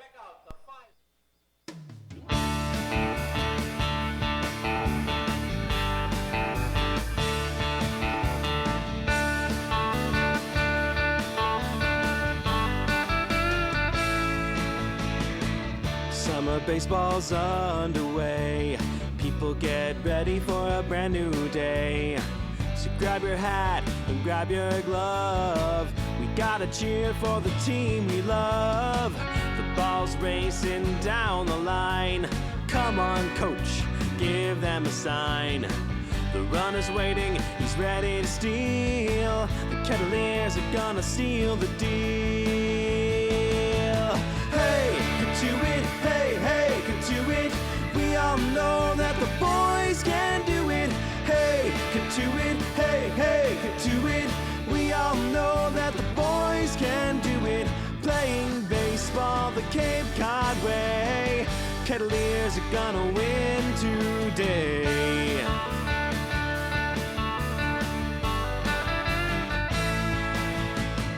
So dock your skiff and take a walk past the coop. It's 5 o'clock.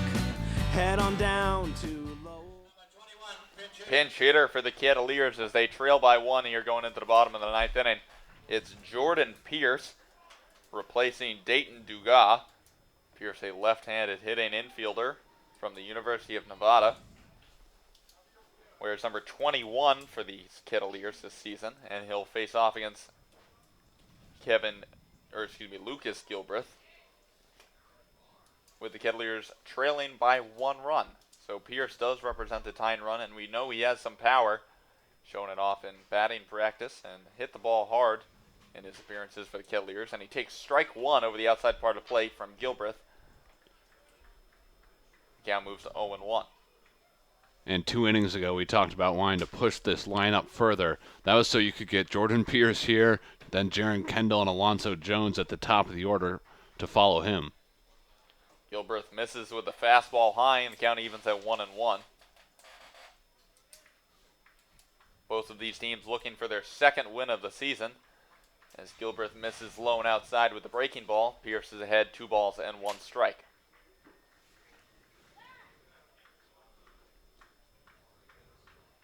Gilbreth comes to a set, fires a fastball, tipped by Pierce, straight back to the backstop, and the count evens at 2-2. These two teams both in the West Division as well, so every game really matters. Of course, you got 44 contests to determine whether or not you make the Cape Cod Baseball League playoffs. But even more important when you're playing division rivals. Especially when season may not have gotten off to a great start. Try and get that confidence and raise the morale. Although Pierce chases the fastball outside for strike 3. So 1 down here in the bottom of the 9th. And that'll bring up the top of the order. Jaron Kendall due up for the Kettleers. Kendall's 0 for 4 on the night. Popped up to the second baseman in the first. Struck out looking in the third. Grounded out to the first baseman in the fifth. And struck out swinging in his last at-bat in the seventh. This is the first time tonight he's batted not leading off an inning. And he takes ball 1 low as Gilbreth misses with a fastball. That is an odd phenomena. That he's coming to the plate for the 5th time in the 9th inning. It's the first time he's not leading off. He chops this one foul down the first base line, and the count evens at 1-1. If you have a perfect game going, makes a lot of sense that the same guys are leading off every frame. But this is far from a perfect game here at Lowell Park. Kendall takes ball 2 high, and he's heading the count 2 balls and 1 strike.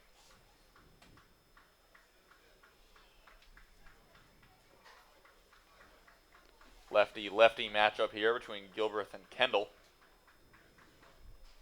who fires a fastball downstairs, and Kendall's ahead 3 balls and 1 strike.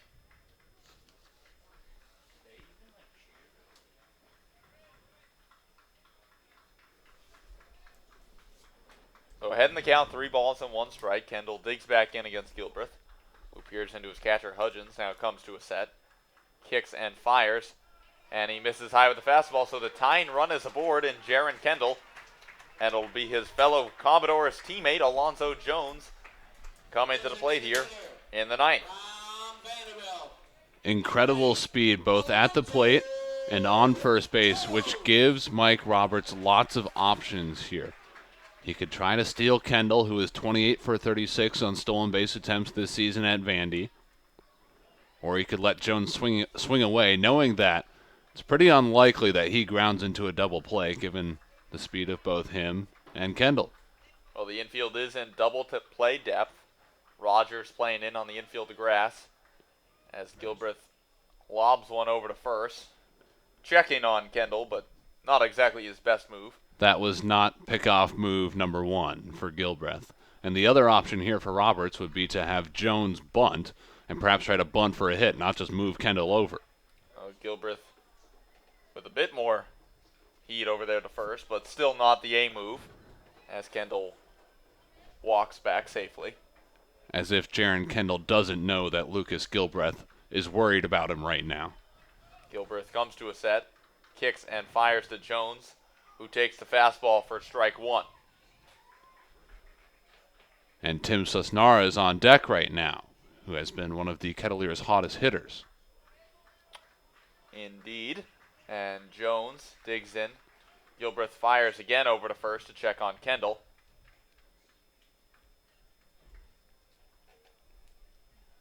Oh, 1 the count on Jones here with 1 down in the bottom of the 9th.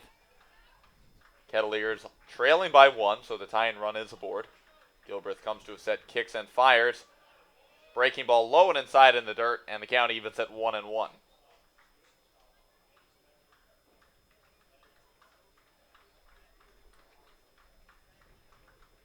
Jones batting right, switch hitter against the left-handed throwing Gilbreth.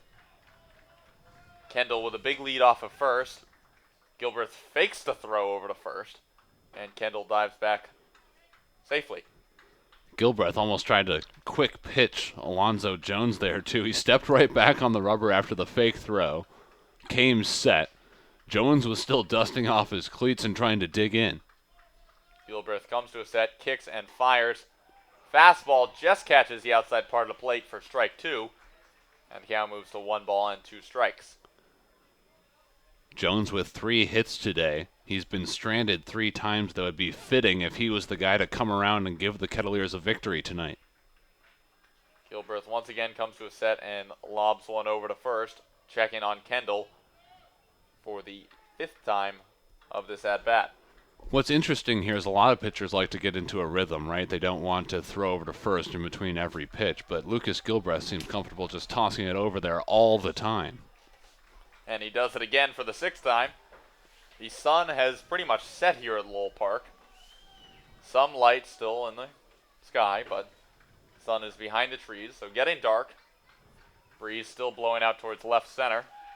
Gilbreth kicks and fires. Breaking ball chopped towards short. Charging as Rutherford only play is to first, and it's scooped up nicely by Stadjoir for out number 2, but the tying run moves into scoring position on the ground out by Jones, and it'll be Tim Sosnara. Oh, looks like they're going to another pinch hitter, are the Kettleers. Looks like it's going to be number 20, Hagan Owenby, catcher out of East Tennessee State, coming to plate, batting for Sosnara. Pinch hitting for the Kettleers. Number 20, Hagan Owenby this summer with Cotuit batting .250 in 6 games, 4 for 16 at the plate, 1 run, 3 RBI, 1 walk, 3 strikeouts. Definitely the biggest spot he's seen so far as a Kettleer in 2016. Well, the Kettleers 1 out away from dropping to 1-8 on the season. The Harbor Hawks 1 out away from moving to 2-7. Owenby, a lot of power from the right side against the left-handed throwing Gilbreth. And the catcher Hudgens will jog out to talk to him, talking strategy probably about facing the pinch hitter.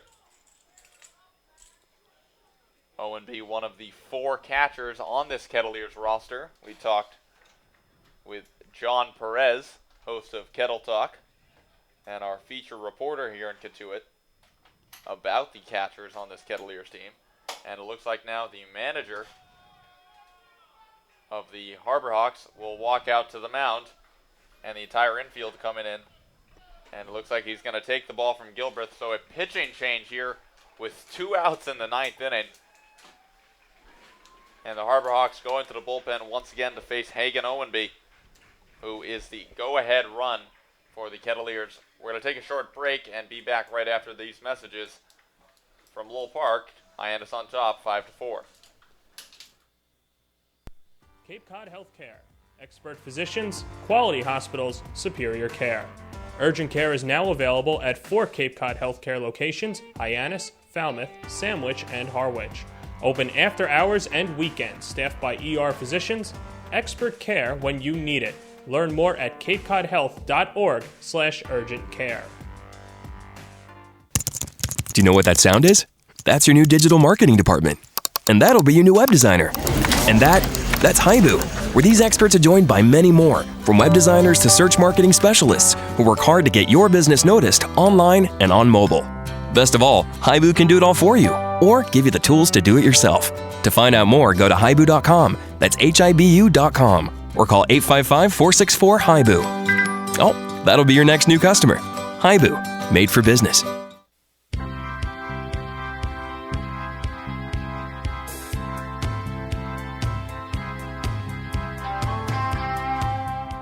If you're looking for quality plumbing and heating work, call Spencer Hallett at 508-428-6080 or visit their website at hallettplumbing.com. Curry College offers 14 NCAA Division III athletic teams in sports such as football, baseball, softball, basketball, hockey, soccer, lacrosse, tennis, cross country, and volleyball. Read about the success of the Curry Colonels and their championship teams. It's all online at curry.edu. What's donated here stays here. All blood that is donated to Cape Cod Healthcare stays on Cape Cod to help the lives of your friends, family, and neighbors. Learn more about donating blood, platelets, or hosting a blood drive at capecodhealth.org/blood center. Big spot here for Hagan Owenby, who represents the go-ahead and winning run for the Cotuit Kettleers in the bottom of the 9th. Garrett Cave, right-handed reliever out of Florida International University, comes on for the Harbor Hawks. He inherits a runner on second in Jaron Kendall. And Owenby steps to the plate with 2 outs here in the bottom of the 9th. And he fouls the first pitch away into the stands by the first base dugout. Owenby is behind in the count. No balls and 1 strike. Cave showing off good velocity with that first pitch. Fastball registered at 93 on the gun. Cave kicks and fires, and that one is grounded foul by Owenby, just to the right of first base, who is now behind in the count 0-2. So the Kettleers down to their last strike here at Lowell Park. Tying run at second base. Cave looks into his catcher, Hudgens. That's what he wants. Comes to a set now. Kicks and fires. Fastball, but misses low. That one registering on the gun at 97 miles an hour. So Cave throwing absolute gas out there on the mound from the right side against Owenby. 1-2 the count on the catcher from East Tennessee State. Cave comes to a set now. Kicks and fires. And the fastball at 93 catches the outside part of the plate for strike 3. So the Kettleers drop this one 5-4 to the Hyannis Harbor Hawks. Cotuit falls to 1-8 on the season, while Hyannis moves to 2-7. 5-4 the final. Final lines: Cotuit 4 runs on 8 hits and 1 error. Hyannis 5 runs on 7 hits, no errors. Jason, we saw a different lineup today and a different team. A lot of new guys making their first or even second or third appearances for the Kettleers. What do you take away from this one, and what's going to be the morale and the reaction, do you think, by this Kettleers roster as they fall to last place in the Cape Cod Baseball League? Well, like you said, a different lineup, excuse me. A lot of different guys in the mix. Mike Roberts shuffling up that lineup a bit. But I think it was a lot of the same issues that led to the loss today. Let's look back to the third inning when the Harbor Hawks scored 3 runs. The inning started with a hit by pitch, then a single, a sacrifice bunt, a wild pitch, moved 3 runners around. Eventually, Hyannis comes away with 3 runs in the frame. You go to the fourth then. A wild pitch moves 2 runners around. Another wild pitch brings a runner home. So the pitching has done Cotuit in these last couple games. Harbor Hawks didn't even score from the 6th through the 9th. Their only other run came in the 5th. And they got a couple of singles in that frame and a stolen base. So they really earned that one. The other runs, the Kettleers kind of handed over to Hyannis. So I think the pitching has to improve, and so does the catching. Mike Roberts talked about it a lot yesterday. Not only keeping balls in front, preventing wild pitches and pass balls, but just getting in sync with the pitcher and knowing how to call a game. Either way, we look forward to their game tomorrow night at Orleans, playing at Eldridge Park against the Firebirds. Firebirds came into tonight 5-3 in second place in the Eastern Division, and they currently trail the Wareham Gatemen 6-5 in the bottom of the 7th. So it'll be a matchup interdivision between Orleans and Cotuit. Any final takeaways from tonight's game? Anything for the pie eating contest, the Kettleers Harbor Hawks game? The pie eating contest was a lot of fun. I think that should be something that's here to say. It looked like everyone enjoyed it down the field. Kettleer bats are somewhat alive. They had 8 hits today. They hit the ball well yesterday. They had a home run in both of these last 2 games. So small things that they just need to pan out, and they'll start putting some W's up on the scoreboard. Either way, they'll have a chance to climb out of the cellar tomorrow night against the Firebirds.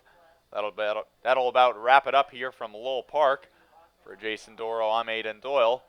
Thank you for listening, and have a wonderful Father's Day and a wonderful Sunday night.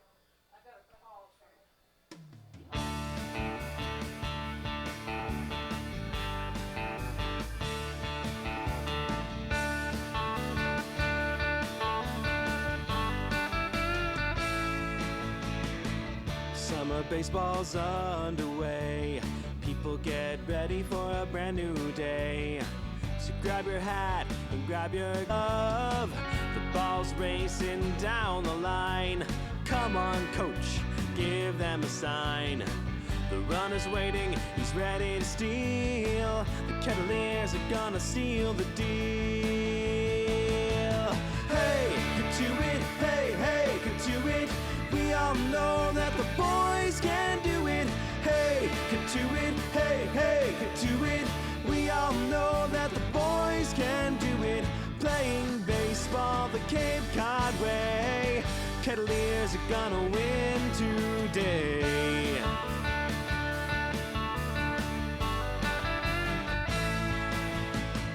So dock your skiff and take a walk past the coop. It's 5 o'clock. Head on down to Lowell Park. We'll keep on playing till it gets dark. But first we've got a game to win. Give that pitch plenty of spin. Let's go, boys, let's get it done. We want to see a Cotuit home run. Hey, Cotuit, hey, hey, Cotuit. We all know that the boys can do it. Hey, Cotuit, hey, hey, Cotuit. We all know that the boys can do it. Playing baseball the Cape Cod way. Kettleers are gonna win too.